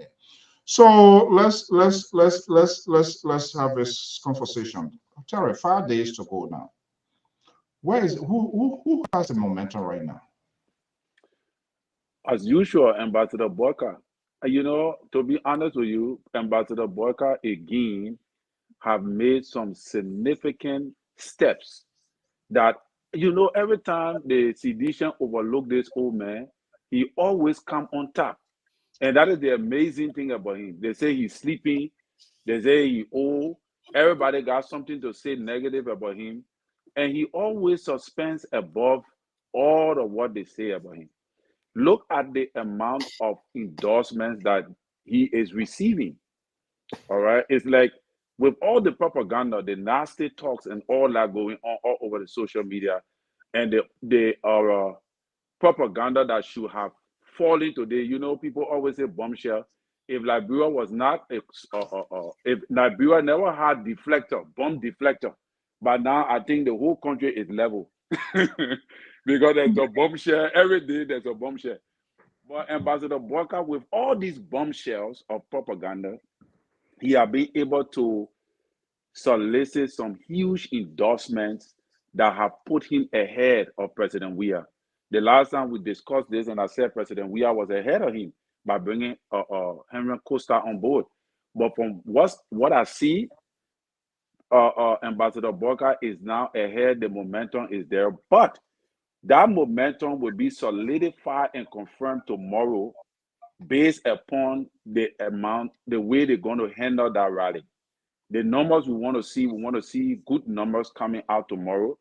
And based upon that, I can firmly say that Ambassador Boyka is in a comfortable lead to win this thing.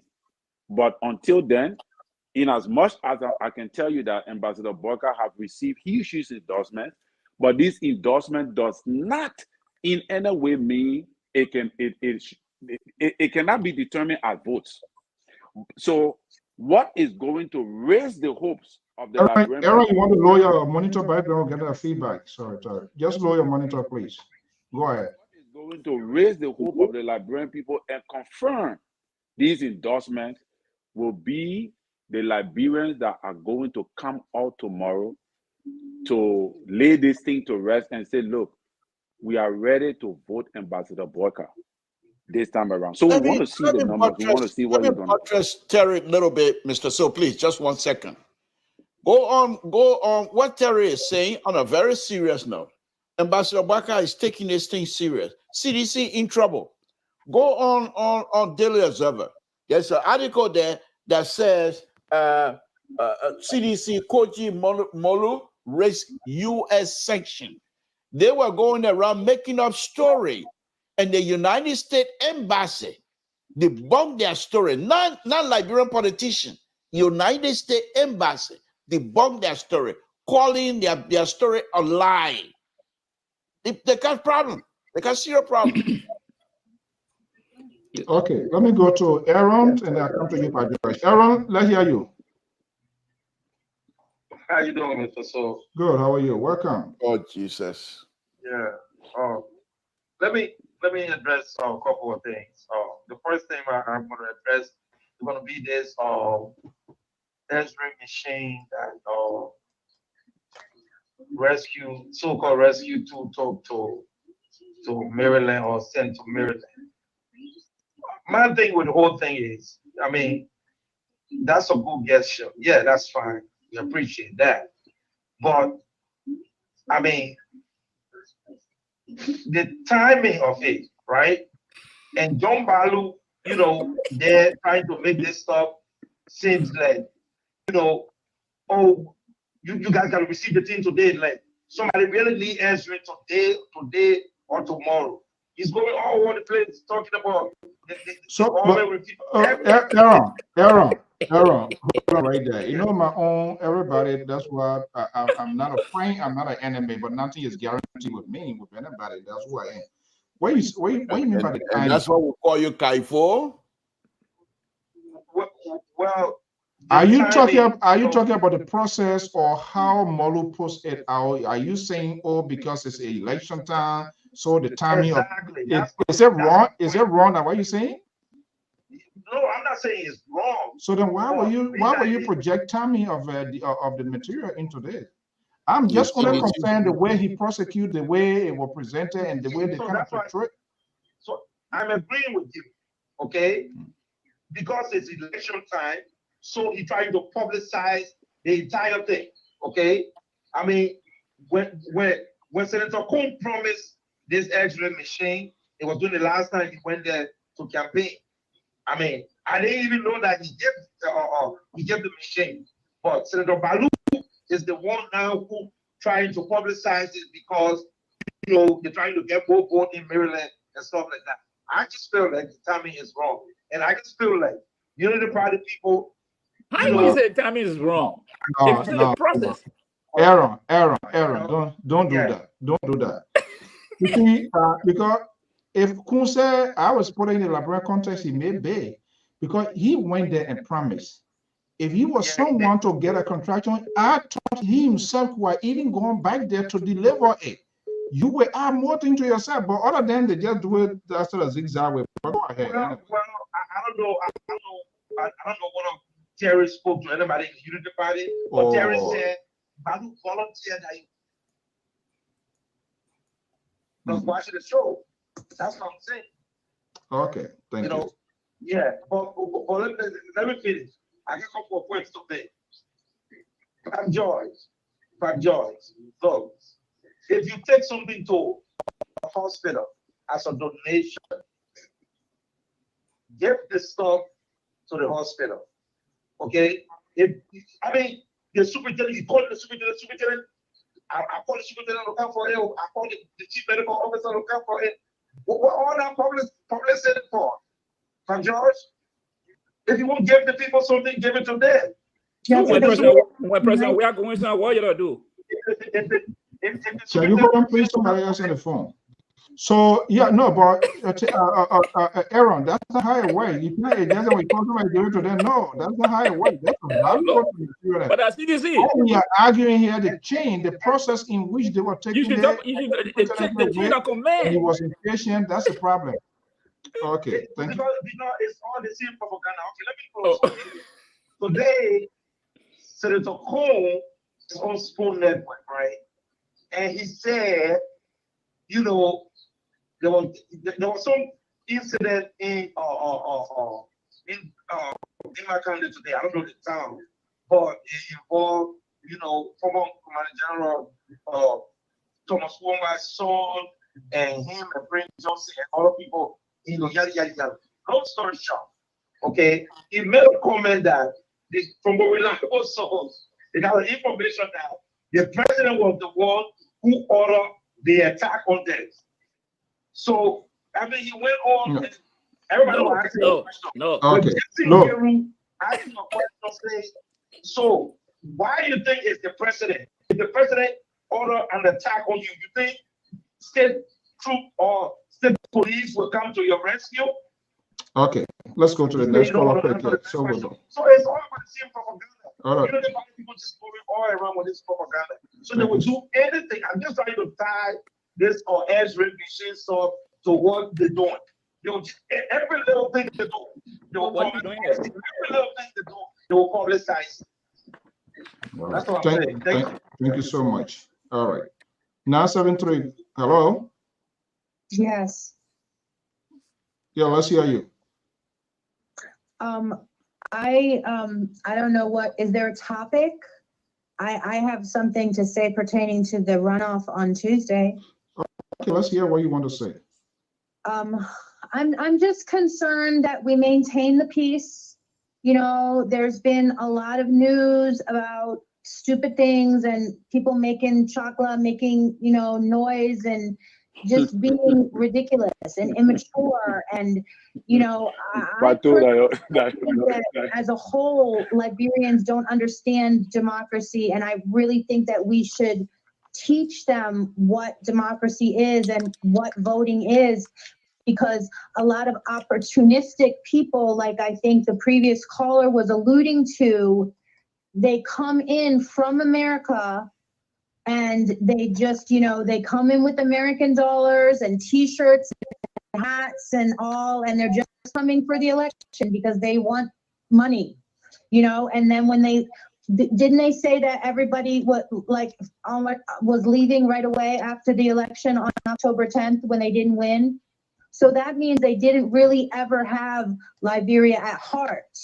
You know, and I don't think the majority of Liberians understand what this election means and that they have a voice with their vote. And people are coming and taking advantage of their ignorance with bags of rice and money and t-shirts even. I mean, I know Liberians right now that will give you their vote for a t-shirt, you know, and they don't understand what it means, that they have the privilege and the responsibility to choose their leaders to represent them.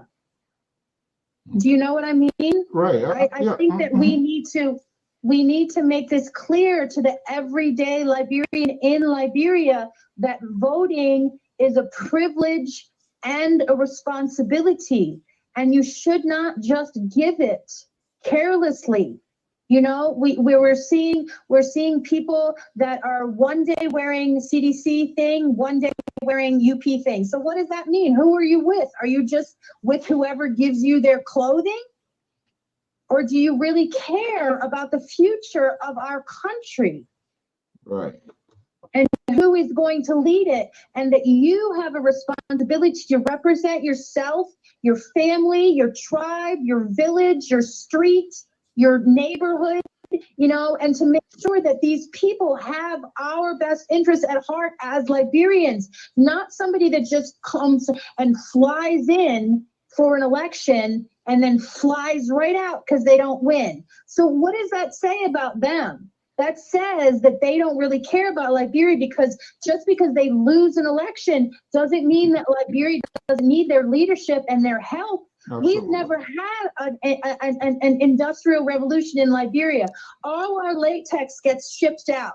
The French and other people come in and take all the timber. The iron ore all goes out. What are we making?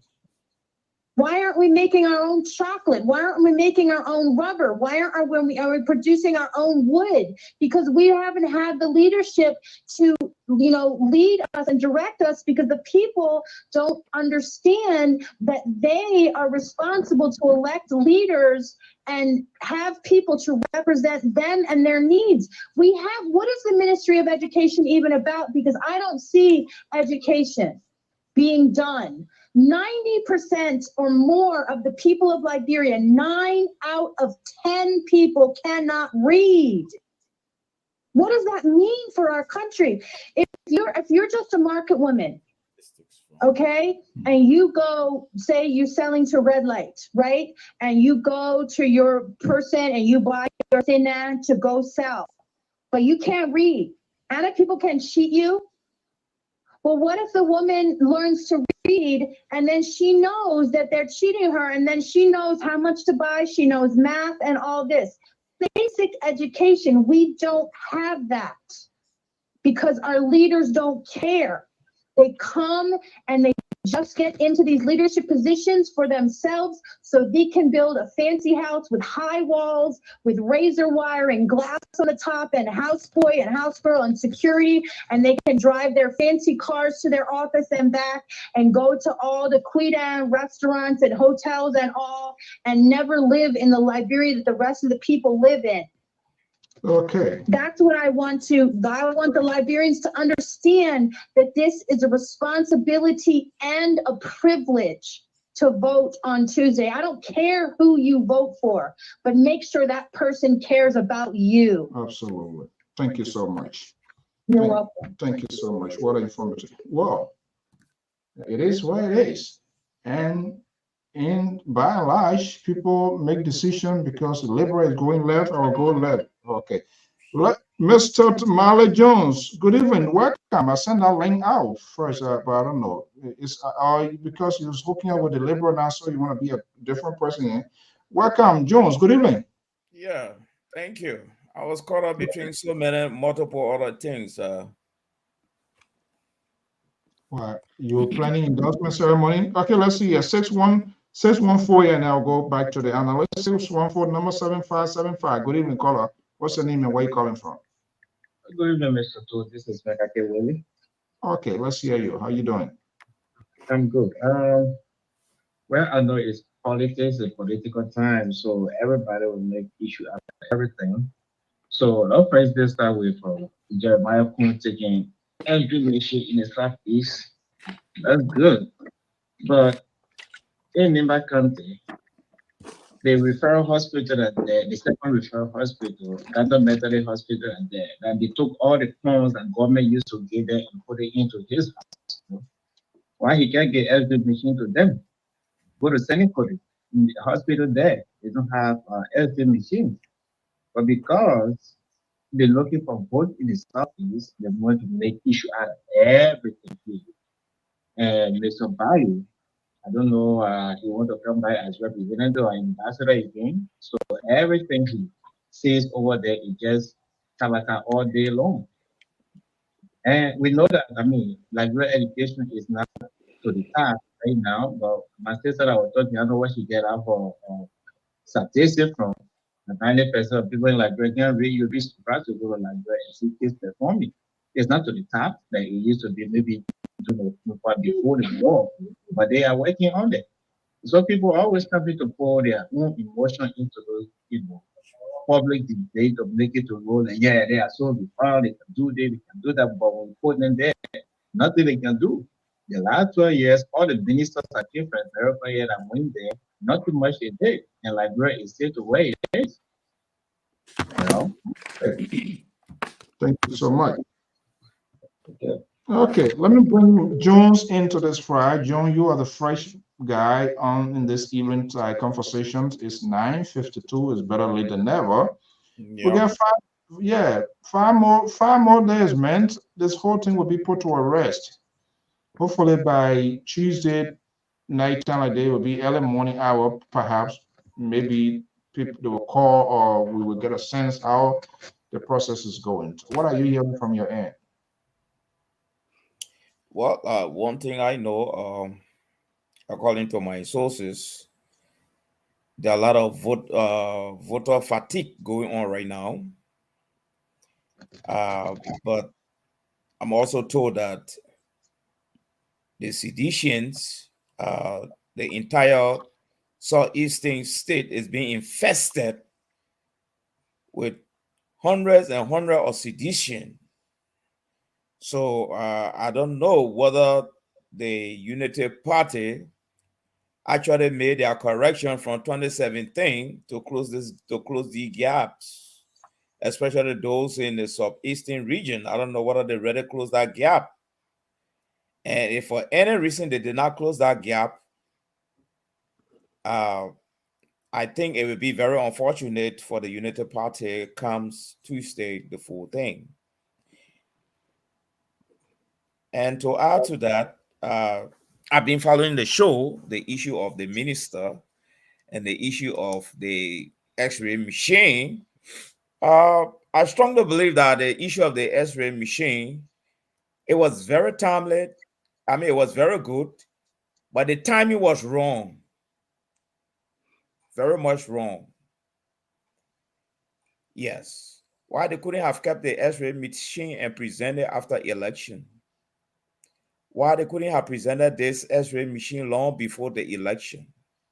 But why they didn't ask for it long before? No, I'm coming down. Because it's like the X-ray machine put workout in a very different predicament. These are government employees, and the opposition is making a donation at a particular time. You expect them to come. There could be a reprisal. We are human beings. You can't do that. You see? So people stay away coming to receive the X-ray machine. I agree with them. I would have been a director myself. I want to secure my job. So it was a good idea. The timing was just wrong. That's one. Two, the deputy minister and the minister thing involving this woman to the embassy, we should not forget there's something called leadership style. And we all come to leadership with different style. Okay?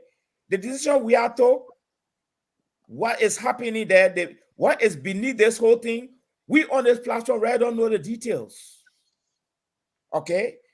Maybe there's a rivalry going on between the deputy minister and her minister, and the deputy minister decided maybe to capitalize on this thing. Even though that area fall under her purview, now the president has come to take side with the minister. And the allegation there is a very serious allegation. Okay? Oh, yeah. Even though it's wrong, but again, there is a leadership style. Probably that is His Excellency President we are on a style of doing things. To always take side with his senior minister after he had decorated this guy and his deputy minister coming to talk about rape issue. I mean, I don't know. I may not have done that. Like one of the panelists said, I mean, send a man on a sabbatical leave while you do the investigation. That would have been the best thing. But again, that is His Excellency leadership style. Something we cannot really question. Thank you. Yeah, I think, Terry, let me bring in Terry here. Yes, sir. You listen to June, two of his analysis on the previous conversation we had. What do you make of that? Fair? Well, I want to disagree sharply with Mr. Mali, and like I want to also echo that when I said that, Mr. So, you're not my man, I was just joking. But anyway, Mr. Mali, But that I want to disagree with you you. need to tell you that you and myself together. We're not with him. Why you can't say that? What, Mr. So, that my man? Yeah. He So, doesn't know. Mr. Mali, I disagree with you in the era where you saying that the Unity Party need to bridge the gap of voter fatigue. I think that statement need to go to CDC. Because right now, the momentum from the CDC side is dropping. And you must also take into consideration that I want to believe that most of the people that voted for president, we are even in the first round, were trucked. There will be a huge scale of trucking that's going to drop. That is the reason why the voters are not going to flock in the way they flocked in previous elections. And all those people that they were voting for, most of them are out of the race. So as a result, the amount of people that voted in the first round are not going to be the same. Because if you were trucked to a certain location and you are not going to be trucked in that location anymore, that place you register, you're not going to vote. You're not going to be part of the voting process. So a huge number of voters going to drop because of the trucking. I agree, the voter fatigue is a very significant issue, but I think over the period of time, with the level of endorsement that we have received, have also contributed to mobilizing voters again for the second round in favor of Ambassador Boyka. So in that light, I will not want to agree with you.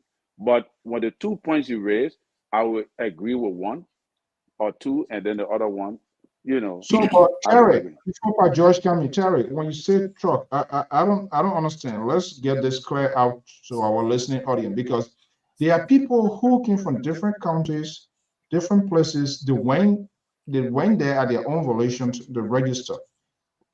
We can't say that when you are less trucking people who don't belong to a particular place and went over to the place to work. That's the trucking, correct?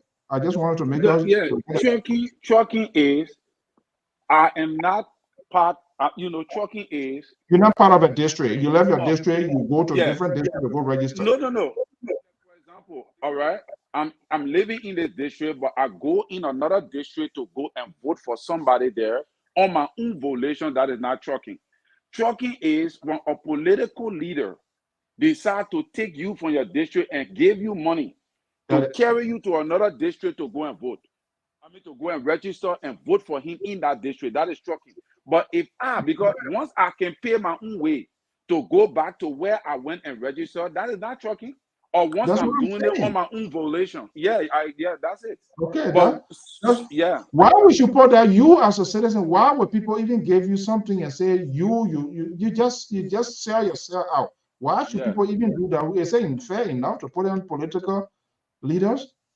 No, so okay, it's also, you must also understand, Mr. So, that we got a generation, we got a gullible people, we got people that are living in abject poverty.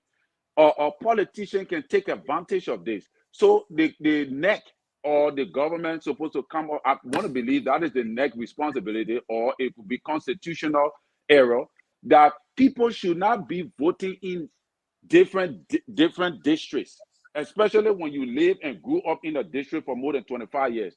I believe that there's supposed to be a law put into place that once you live and grew up in a specific district for over 25 years, you should not leave from that district to go and register in another district to vote. How will you that is what the legislature. The legislature can go for a referendum, and the legislature can enforce that law, because it is becoming a problem, because politicians are taking advantage of the people on the foundation of that law. Politicians, people moving according to that. We saw what happened with Yaka Koluba's district.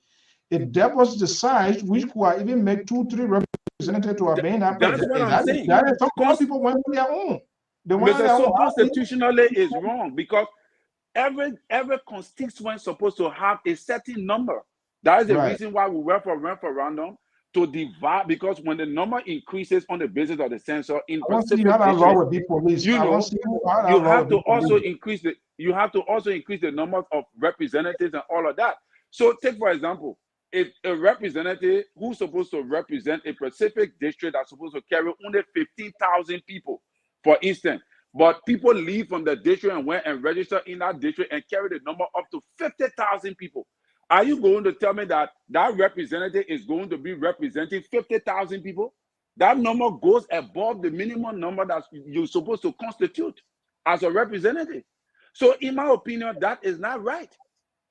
Constitutionally, something is wrong. Mr. So, I'd like to push back on Mr. Collins's analysis. I think there's one issue here. First of all, the issue of trucking, I don't know whether it constitutes voter fraud. That's the first thing. Two, if it did constitute voter fraud, I think the Election Commission would have taken a bunch of people to court on this violation. Secondly, the issue of trucking is alleged. It's a wild allegation in Liberia.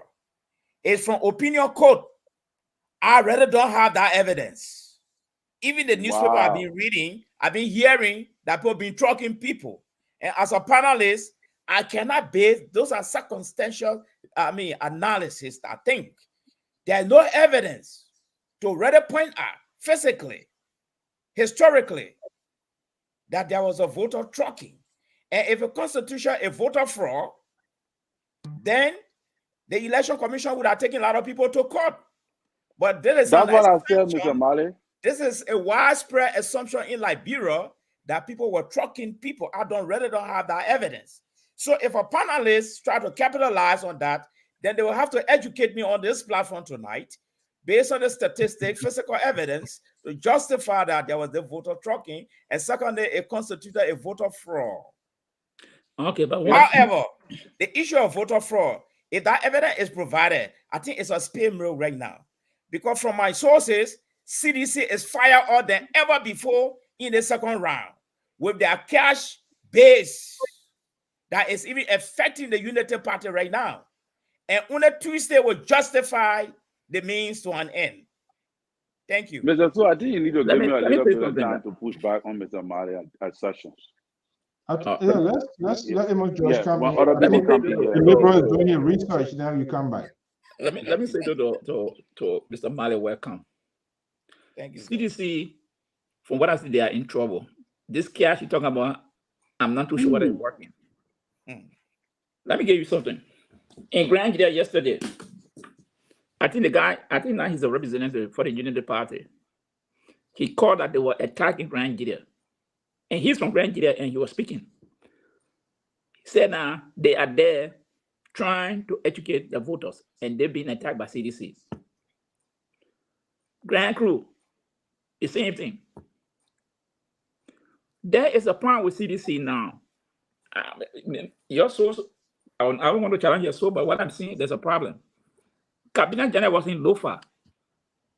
And the people that turned out to listen to Cabinet Janet, the way he articulated the case for the Unity Party compared to Mr. Costa. That's it. Amara Kone. Today, I saw people in line. Yega Kolba, I mean, not Yega, Mike Jabate. I saw huge crowd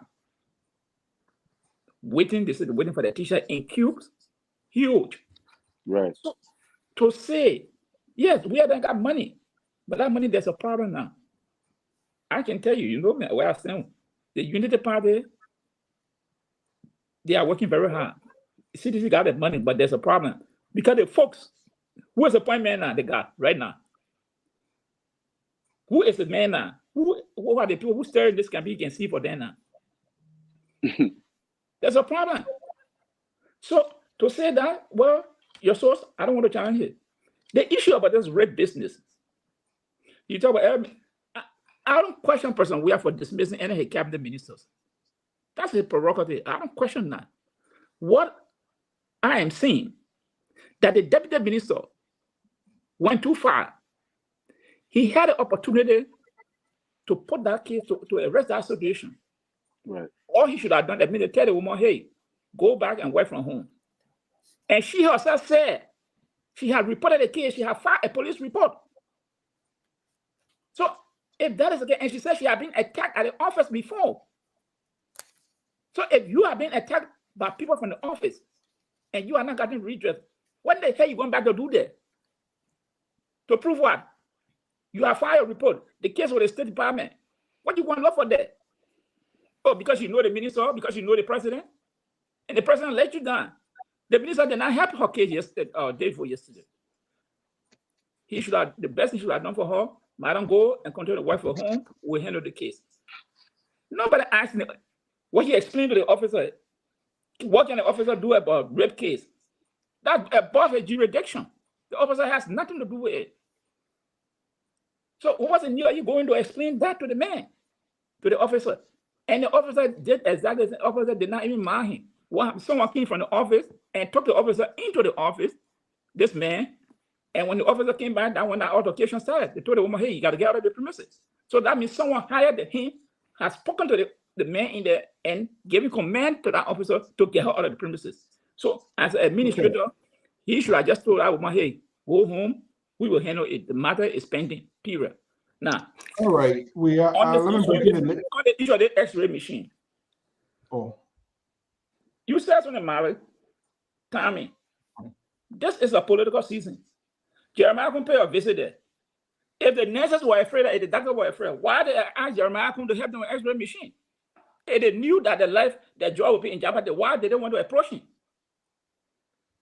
It was not the government that approached Jeremiah Kun. It was the workers that asked that he should help them. So if you ask for the help, they give it to you, then why you run away? Then the first place, you should not ask for it. They should not ask for it when they knew that if they ask anything or say anything, the job will be at risk. They should not ask for it. So their job was not at risk. They asked for something and it was donated to them. It was given to them. If that was the case, why the deputy director of health came and said, "Look, I will receive the machine. I am not a politician. I'm here to work for the people, and I will take the machine." So they want to fire that man. Let them fire the man. You're a professional, and they can fire him. But he came up and said no. So the timing was not wrong. They asked for it, and he told them, "I will give it," and he gave it. What happened if he did not give it? They said he promised he didn't come back. Let me bring in the Liberal, and then we jump in the last point. The Liberal. Yeah, Mr. So, thank you very much, and I appreciate it. And I will say good night to you and the rest of the crew. I way past my time, so thank you very much. But you're a spring chicken. Why are you going to bed soon? You're a spring chicken. Oh no! Tomorrow is what? Tomorrow is Saturday. Yeah. Oh, he got to kill a goat. He got to kill a goat. Yeah, man, got to slaughter every Saturday. He got to slaughter the goat.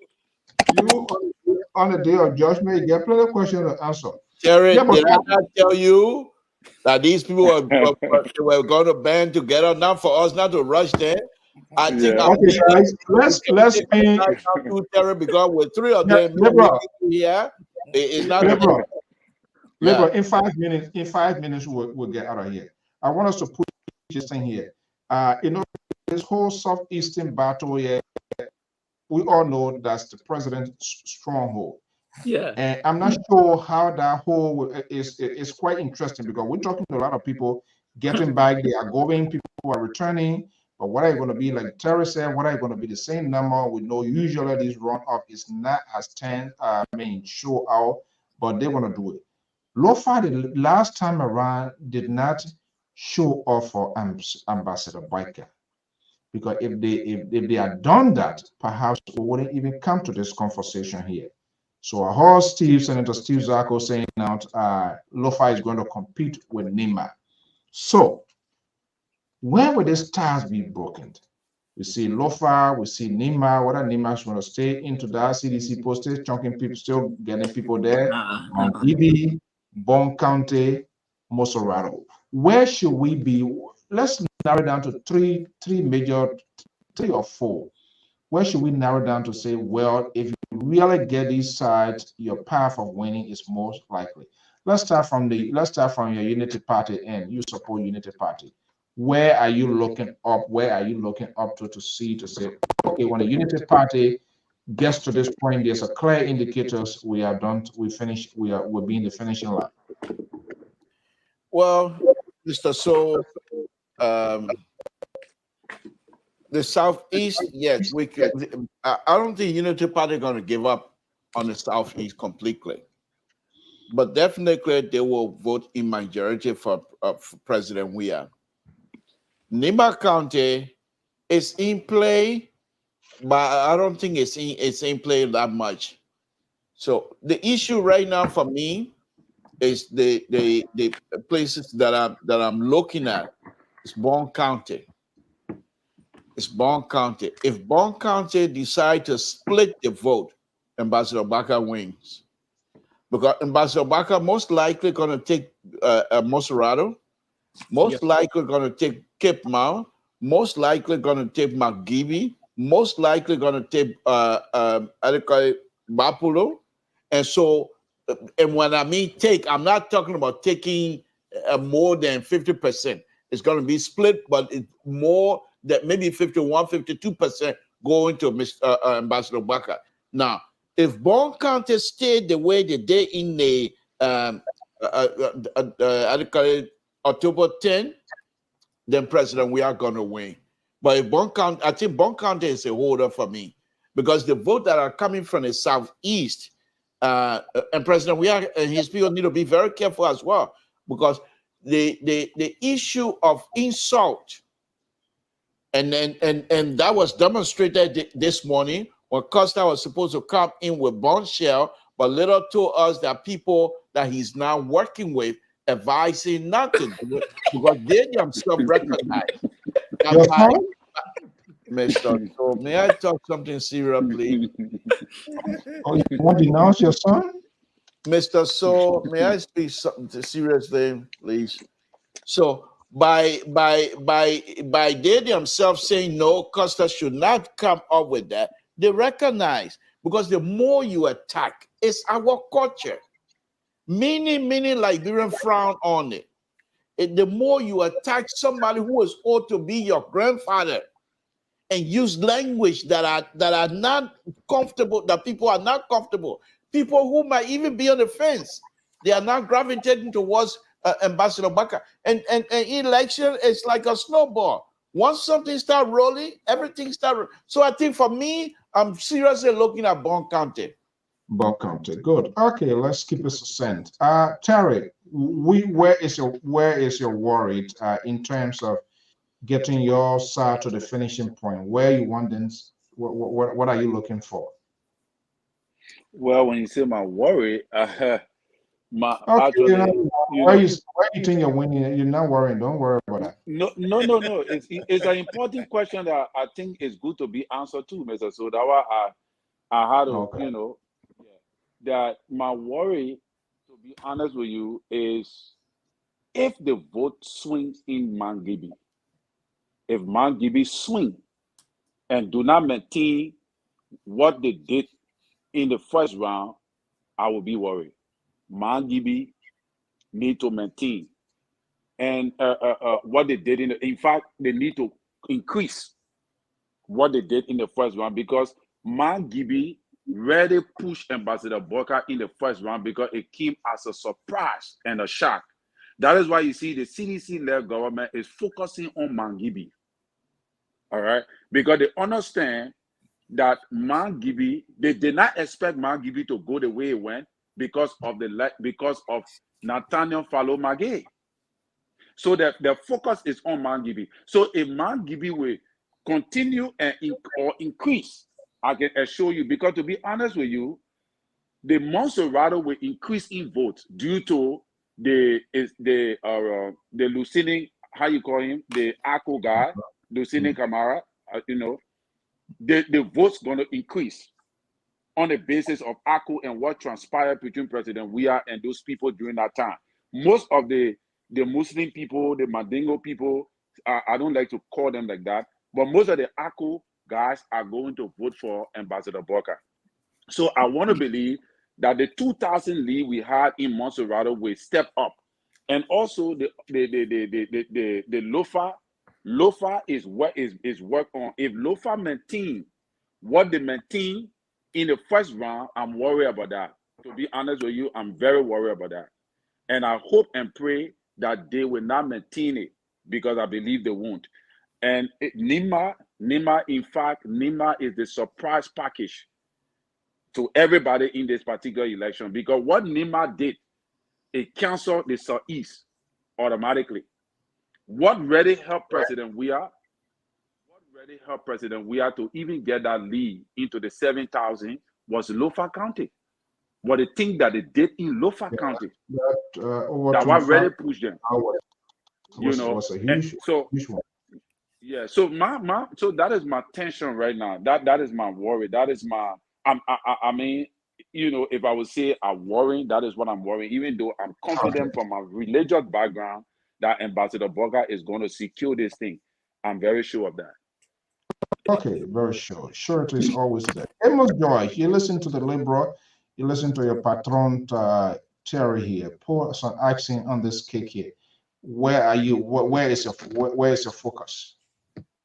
I think Ambassador Boka need to push the vote up in Bonn and Rochester and Basel. And Nima vote will go maybe 95 or 97% for Boka.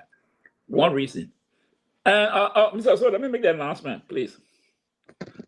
Roosevelt Dan, please come back on the show.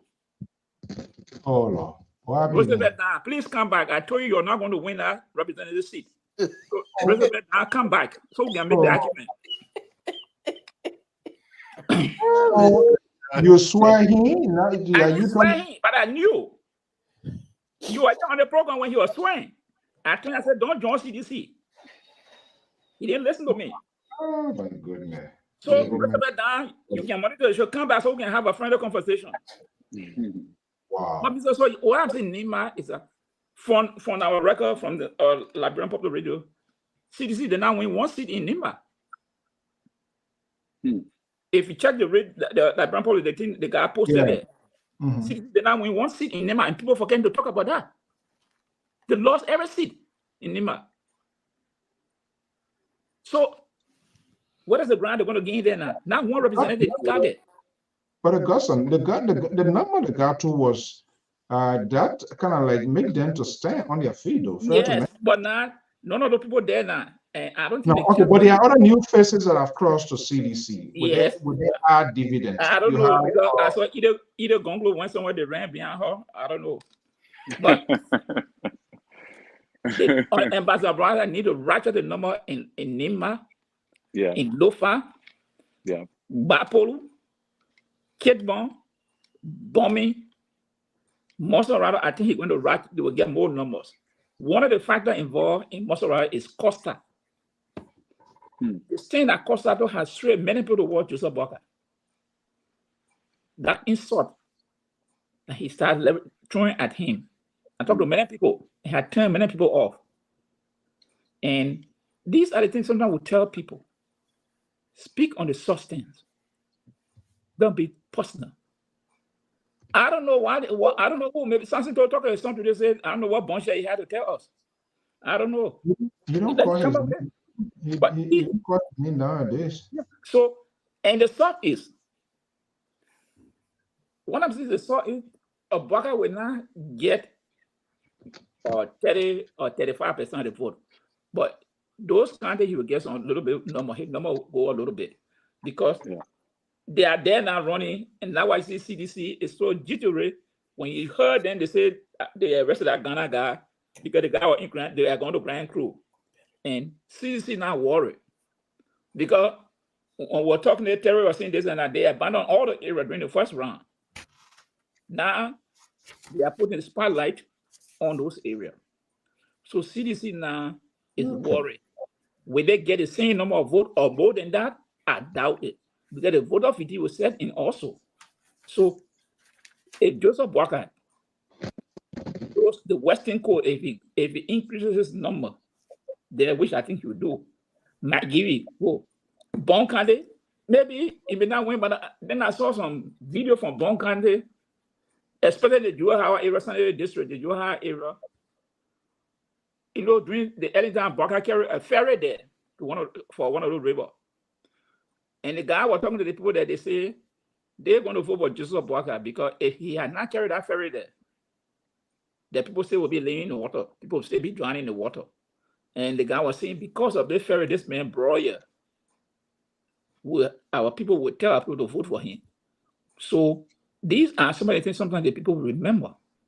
So the Bonga vote maybe he doesn't have to win Bonga, but if he increase the number there and increase the number in battle, then there's a problem for President Weah. Okay, let me make Mali the chief magistrate to call the election to find out the result here this evening. Mali's there speculating. Other people said they had the numbers and they were sure at the end of the day that wasn't the case. I'm not sure why. All sides, okay, Hassan will come up because Hassan they had the numbers. Now when the Unity Party people, Hassan, all you said they had the numbers. We have to do. We have to look at our Hassan. We just do for reflection. Yeah, okay, fine. I'm not sure the focus points on the southeastern side. You know, election too, you gotta be strategic where to invest resources. Yeah. Even Boyka folks going there now, I don't think all they need to do is to pull off from those places that they were uptime, the western side, and places they didn't do well, how they can do well more to get their numbers on top. Because like we see in this country, there are some places, Republican or Democrat, they don't go there to No, campaign. you don't spend money there. Yeah, they don't do that. So Mary Jones, what is the right now? What gave that sort of instant to UP that things went wrong, things went badly, or they were cheated from the southeastern side? It's good to bring in technicians to train your people. Why this the east southeastern side seems to be the center of gravity into this when they are not, when you have Moserado to increase their strength, to beef up their number, Lofa should be the stronghold to get into the 98 or 99% win, significant number. Why would they go invest last minute of time resources to the southeastern side? What is the rationale? Well, I I don't know what is occurring in the UP war room, but I want to strongly believe that UP seems to be a very stubborn child. Oh boy. Yes, I want to believe UP is a very stubborn child. I'm taking this cue from 2017. We saw the problem in 2017. UP did not work on the problem around 2 after they saw the problem in 2017, and they did not do well in the Southeastern again. And I see it repeating again. People are saying there's the endorsement. Yes, endorsement can be one of the most deceiving things in election.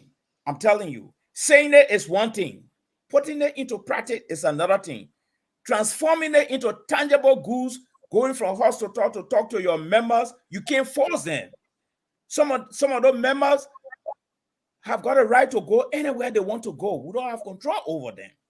But here is the issue. If you put the entire southeastern country together, it gave you 256,000 total. If you put all of them together, Nima County alone is 162,000. So if you capture the entire, Montserrat rather, if you capture the entire Montserrat County, you in good standing. Yeah. But this is my disappointment here when I use the word, the Unity Party continue to be a very stubborn child and don't want to don't want to see some sense in looking at its own shadow. CDC went to the backyard of the Unity Party in Lofa County, round 1, and create a serious devastation there. Now we are saying because the endorsement, they will close the gap. But here is the issue.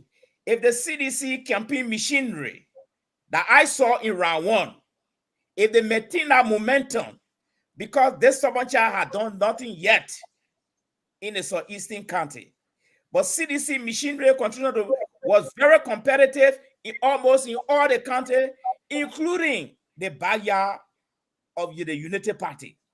And if CDC maintain that trend, it's going to be very devastating for this stubborn child. So we are seeing Bond County. The man was competitive in Bond County. In Nima, he was competitive there. The margin. You see, we got to also look at the margin. If the Unity Party took over Nima County by maybe 13 or 12 or 10,000 votes, that's peanuts. That's real peanuts. You Because really follow the result in Nima? George Weah is still using the southeastern county as a fallback position. And I see, in fact, as according to my sources, that place is heavily infested with the sedition right now as I speak. All right.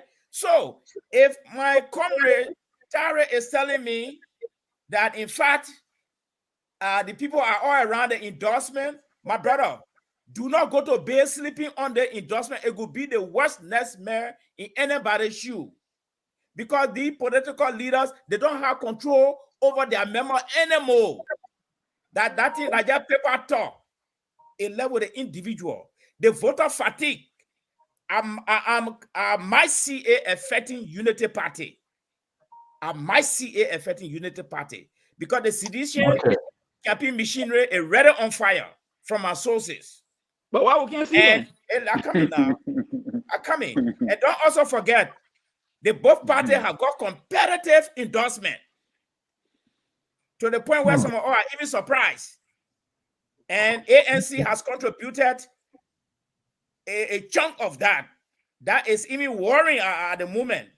That need to be discussed. All right. So if Terry is telling us that things are fine because of the endorsement, he and Emma Johnson as fine because of the endorsement. No. My only point here is I don't want you to go to bed, waking up tomorrow, and you have to go to the emergency room on Tuesday. But I don't see this stubborn child has done. I don't see this stubborn child very stubborn. All right, get us some coffee. Mr. Mali, I did not say the endorsement. I never spoke about endorsement. I said that. No, that's a Collins' term. No, not me. I ain't talk about endorsement. I talk about folks. I said Janet.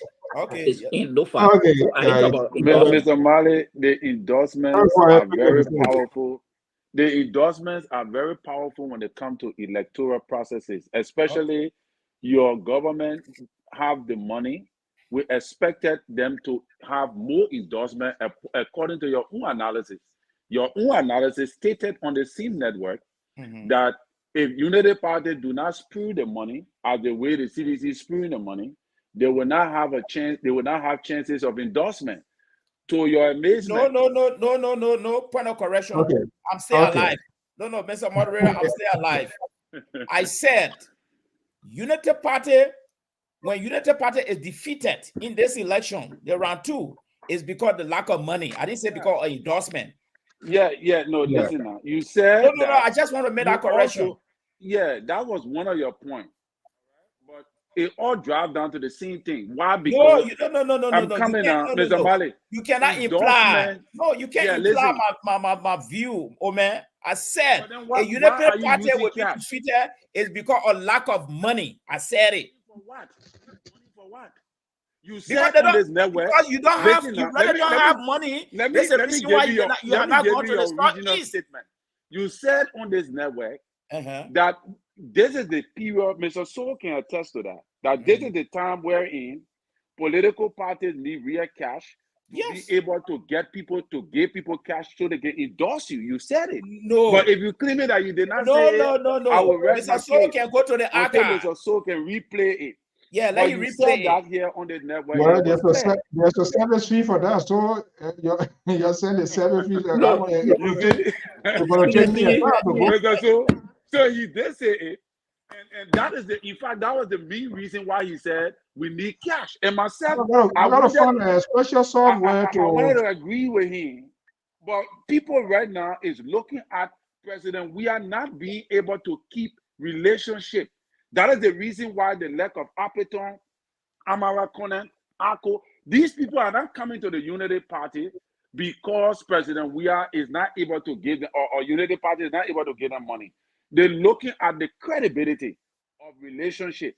And you cannot tell me that endorsement is fake. This kind of endorsement, no. Because the reason why political leaders... Quickly here before we go. It can fall either side. We saw all of the endorsement with Hillary here, and at the end of the day, the kingdom caps are. But I don't think we can end it here. Let me get it, guy, quickly. Victor, are you there? Bring it up to America. Yeah, quickly, make it quick before we're already out of time. Yeah, good evening to the panel. I just want to chip in on the Tuesday issue of the election. What I can say is Unity Party is going to prove this thing, because if you look at, first of all, the results from the first round, then the margin tells you that the ruling party is in serious trouble. If a ruling party who did well in her first term, if you can go neck to neck with an opposition in the first round of the election, that tells you that you are going to be defeated in the second round of the election. Now, here is the thing. One of the strategies the Unity Party put into place was recruiting qualified co-watchers this time around. I listened to the former Associate Justice yesterday on Focus on Liberia in Councilor Kabina Janet. He said he's going to be serving a co-watcher in Bonjaman. He alongside Senator Steve Zago and Brani Samuka. So if you have the likes of these people serving as co-watchers, that means that they've realized what were some of their mistakes in the first round. So they are not taking this second round lightly. Now they have mobilized their base through what we call it, the evangelizing campaign. That's why you see Unity Party wasn't having rallies in the second round. The only rally we have coming up is tomorrow rally. Most of our campaign was in the neighborhoods, talking to people, encouraging people, giving out speakers, giving out different things. So in short, President Weah is in serious trouble come Tuesday, November 14th. The party of Ambassador Baka is going to pull this thing. Even they can keep the Ghanaian men in whatever place they want to keep in, that has nothing on this election process. We can tell them that they should get ready to attend over the executive marshal on Wednesday. Have a good night. Thank you so much. So I don't know, we can sign a temporary promissory note here with all of it, because Unity Party, from all indication, they are realized, and you got to learn from past lessons. With all of the investment, bringing in the expertise of Ghanaian IT, whether you're going to be released or whether there are others that we do not know about, or like Kabina Jan and all of the people to be volunteering, most likely, or be putting for other people. I'm not sure the first folks, they were not reliable, they were not trusted. Meaning anything comes out in this runoff here, there will be no argument, there will be no room to say they cheat. That seems to be like a death warrant scenario, or maybe stuff they are putting themselves. But Mr. So, something within invitation, you know that they changed most of the election officers in Lofa? Yeah. Yeah. The election officers, they changed all of them. Why? That's the election commission. They want to see, apparently they want to regulate. They changed all of them, and even in Grand Crew, all they name all those who working. Let's assume they were working poor and there was change. They were, because I think in some of the conferences we heard the election commission, how some of their own people were involved in electoral malpractices. Yeah. So when they change what kind of people, does that suggest that they want to So there have to be investigation. You can't just change people. She said those people want to be investigated. Election commission don't want to do that. But the people they changed they were people who never had issues. They need people that they put there now, they are seditions. So my point I'm making, that's their organization. Then where is the organization?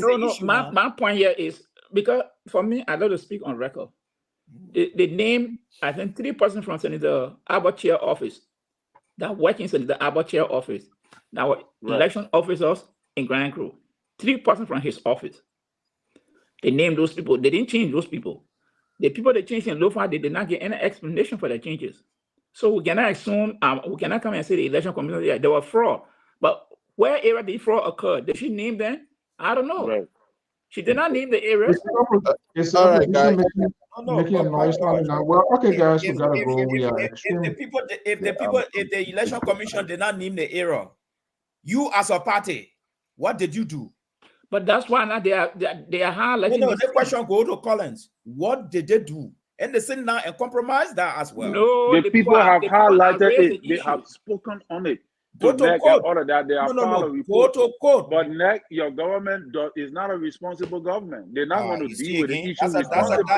That's another excuse again. Mr. Stone, that is what's going to happen. There are so many irregularities that happen that your government did not tackle. No, then you go to court. Good night. And listen, tell her. All right, you must listen to the Minister of Justice press conference today. He touched on that issue. He said the problem with Liberian people were impatient. The analysis you are giving, he said the election year they arrested people, but so many cases can take 2 to 3 years to be solved. Look at the Minister of Justice talking about election cases. Election cases, the Minister of Justice is telling you It can take 2 to 3 years. Can that happen in a country that is about justice, election matter, taking 2 to 3 years? But George, that's not the issue there. But that's the issue. Those are impediments. No, Pat George, I don't know. I push back on that. Those are impediments to the criminal justice system. What I'm seeing here, that Unity Party be on record that they were on the road. That. You are right. Now, all I want. Okay, you are right. Because what they were calling them, they're bidding now, calling them a bidding a case. No. So tomorrow, when United Party slip, the issue here will come out again. Oh, there was fraud number 1. Or there was fraud number 2. We don't want to hear that on this platform. You're right. So, and Mr. Mali, before I go, the Justice Minister is telling you he got all the election cases pending, but you think it can take 2 to 3 years to solve it? Yes. Just lay the premise and go there. So the justice system, we continue to fight it because the answer of justice is to be transparent and fair. Justice is not an easy process as well. We must But understand. we see around the country. We want it done. I don't know what country election matter will take 3 years. No, I'm just saying we want it done. Even I know, to be frank with you, I know Unity Party may want to go to court, but Unity Party, I think they're having a cash problem. No, Mr. Mali, you always so most of the things they cash problem you can speak of. Yes, they might have a cash problem, but they have what they are doing their best. So you can't. Oh, they have a cash problem to go to court. There's no. The issue what their best? What is their best? They program. What do you mean by the people have a cash I said, what is you their have any best? evidence to prove that they got cash George, problem? I want for you and Colin to just educate me. What is their best? Now, the best is the campaign is on the move. They work in modalities. They're doing things that no. We're talking. You said that we're talking about people were recalled and we suspect something to happen. What the Unity Party? According to Unity Party today, according to the spokesman, over 14,000. They say they have now over 14,000 election observers. And I have seen that men in River G, Cape Palmas, Grand Gilead, the West Coast, they have people that moreover today. I saw people, Mike, but then they were all traveling. So that is a sign. What I'm saying now. I don't know. So, okay, then my question now is, where were the people round 1? They themselves admitted that they made some errors, and that's the error. Do you know that Unity Party should have won this thing round 1, but you go again and commit another error again round 1? But how you can bash him? No, you would have picked on the queue from 2017. Simple. Mali, I do agree with you. So they agree with that. Yeah, we made some mistakes. Mr. George, is it fair to say they deceive the Liberian people because they may also understand they had these tallies and they were going to put these things? You know, this is why they some no. jump. I'm saying no. That's not what I'm saying. No, listen. No, but they may also understand they have something. It's not deceiving. That seems not to be the case. No, so don't say they deceive people. In campaign, election, I will agree with Mr. So 100% on that. No, hold on. Unity Party people let us down. Okay, let's but you know, Unity Party, man, you know, support No. When I say let us down, I'm supporting and accepting anybody that will remove this guy. The guy taking the country in the wrong direction. It could be ANC, it could be anybody. So Unity Party is a big fish in this thing now. They let her down and they became a stubborn child. No. They did not make that correction from 2017. They saw East. It's still sitting down there. These people improved in 2017. I don't know what you want to do. The people admitted of the votes in They admitted to it, yes, we made an error. The places that they fell short in 2017, the people didn't you learn a mistake in 2017 for you to correct it in the first round? No, Mr. So let me push back on you. Why didn't you correct that in the first round? In campaign, in election, every party will make this prediction. Even in America here, we'll say Hillary Clinton finish winning. Until 12 o'clock when our number started coming in, Trump went around, Trump said he had won before. Hillary Clinton, she was winning. They told everyone else from campaign time that they will win. This how we win. So it's not deceived. Listen now. So we can't say they deceive us. Because so who are making those predictions when they said they had those tallies? Who are making the prediction in their behalf? whoever partisan was making it is the same thing here. You got spokesperson for the DNC, you got spokesperson for the RNC. They come and they say, I'm talking about Liberia. Let's go now. But Liberia is the same thing. If the party spokesperson come or official party say, so the question is, the tally sheet they had, the tally sheet yeah, it's the issue. You want to pin this thing down on Unity Party, and I'm it's not a matter of pin down. I'm just being weird because this is how we want to listen.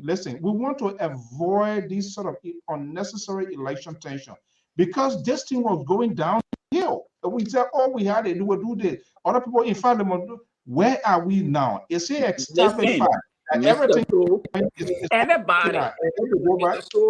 anybody, the election can say they have won. Yes, we take that. We agree also. On the election, the issue of people breaking election in October 10 is done with it, right? Hold on now. All the parties were saying they were winning. All the parties. And it's often in every election. Every party also do win. Were they honest? Until were they honest? Mr. So, would you let me learn? I can get in Nigeria. Peter Obi, they had won, they had the numbers. Peter Obi. And I took back, I said they had won. Nigeria, it happened there. It happened in this country.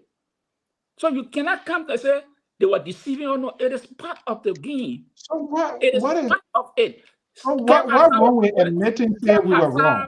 Hold on. Ken Hassan was on the place there. And he said, we got our number. I even question. He said, this after we'll finish winning. So that's part of the game. Yeah, he said he's gonna win the first. That's part of the game. This is not that's the game. That's the game. They will win. That's why I don't like you. That's why I don't like your business. All of your players scenario you bring in here. Ken Hassan said they were going to win round one. Yes. They did not win round one, but they came close to round one. So Ken Hassan is stay in good standing. No. Stay in good standing. Don't go there. They didn't win. No. They did not win. They did not win in round one. What I'm saying, they were still in good standing after the first round. It's not an issue. You said it's not an issue. You didn't win. You said you were going to win. You didn't win. Terry, you didn't get a 50 plus 1.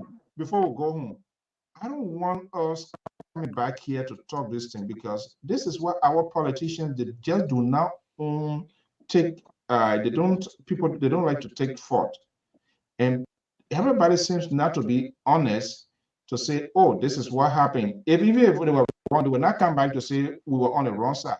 So I'm asking, will we not come back here to talk about after November 14th?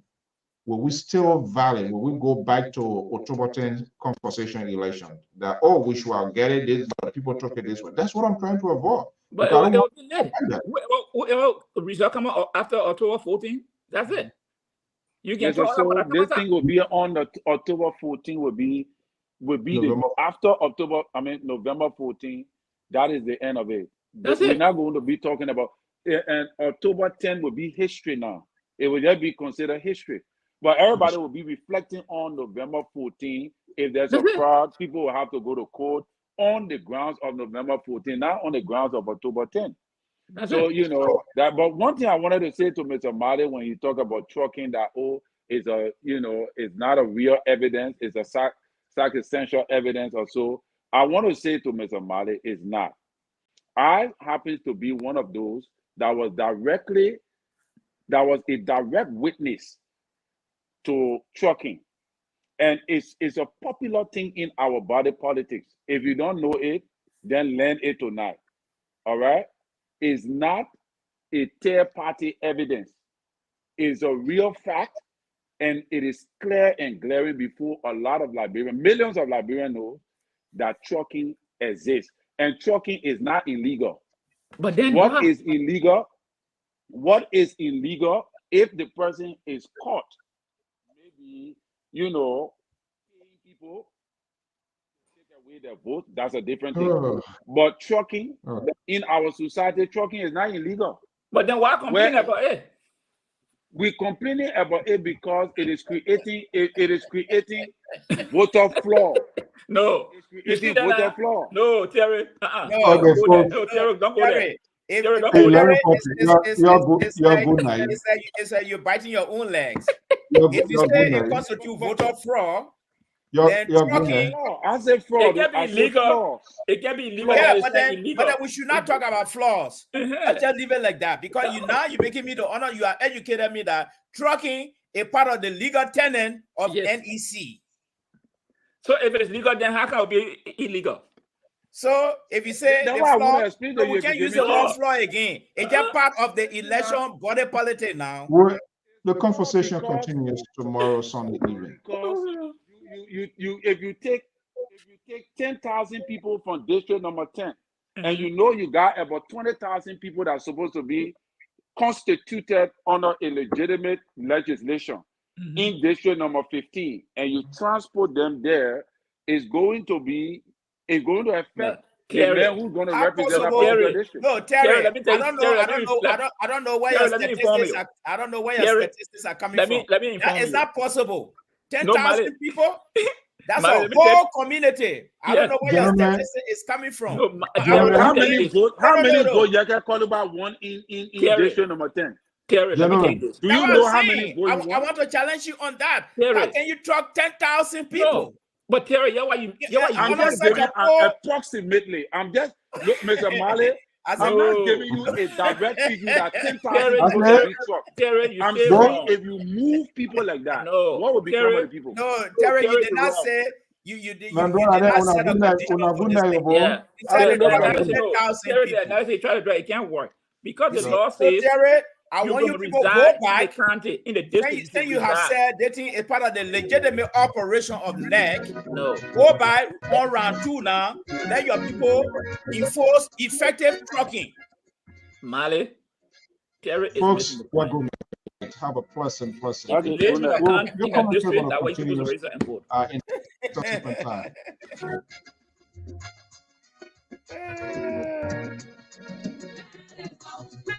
Let it go. Let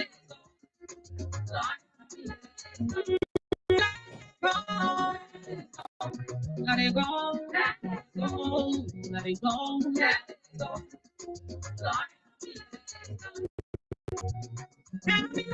go. Yeah, let's get going. Let it go. Yeah, we let it go. Master Jesus, let it go. Yeah, we let it go. Well, folks, let it go. We want to thank all of our viewers and listeners. Your interactions, your comments, your time is so valuable to us. Let it go, so says the songwriter. Let it take control. Just sit and watch it. I know it hurt you. Yeah, that's the voice of Liberian gospel artist Jemima Walcott. That's the name of Princess. We want to thank you so much. We'll almost say 4 days to go for the presidential runoff in the West African state of the Republic of Liberia. Your husband fall in love. We are not woman. Don't let it bother you. I say let it go. Thank you so much, Terry. Asuf, thank you to Duke, Ibrahim, Angie, the four. What's so good? Thank you so much, Steven. Thank you for your time. Alice Miller, Janenta Gami, thank you so much. Milot Kakula. You are continuing to be a prostitute. Baby say. Jade Mampu Vapont, thank you so much. Insurmountable Van. Children. Ruth Delanta, thank you for your company this evening. Patrick Solot, no exception. Thank you so much. Prince Bonota, thank you for your time this evening. Your comment to Jackie Kappa, thank you so much. We do appreciate your time with us here. Always share your comments as to how we can enhance our conversation here, right here on LPR. Marie, good evening. Thank you so much.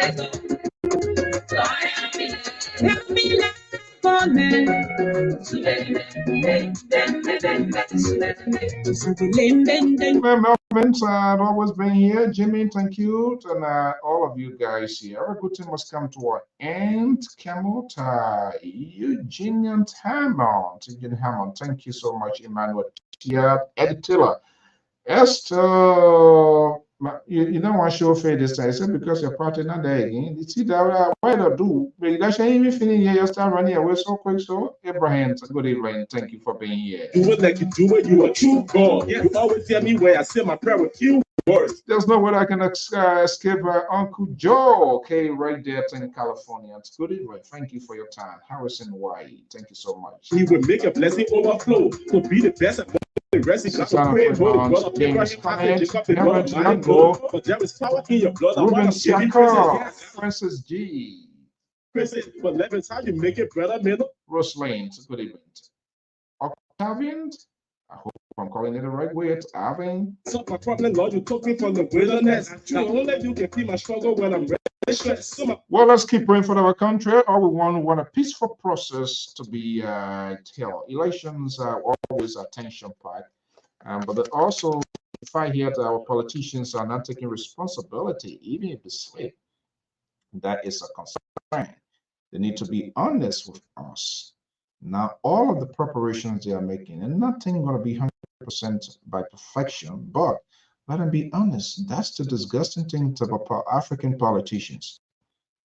You never see them to apologize. Even if they date, there will be a condition attached to that apologies by making comparisons of people's last behavior. When you take responsibility, you take responsibility. And I like the massive preparation being made by both sides. So at the end of the day, nobody should come and tell us here our vote was stolen, people looted our vote. In a race, two possible scenarios. You either win it or you lose it.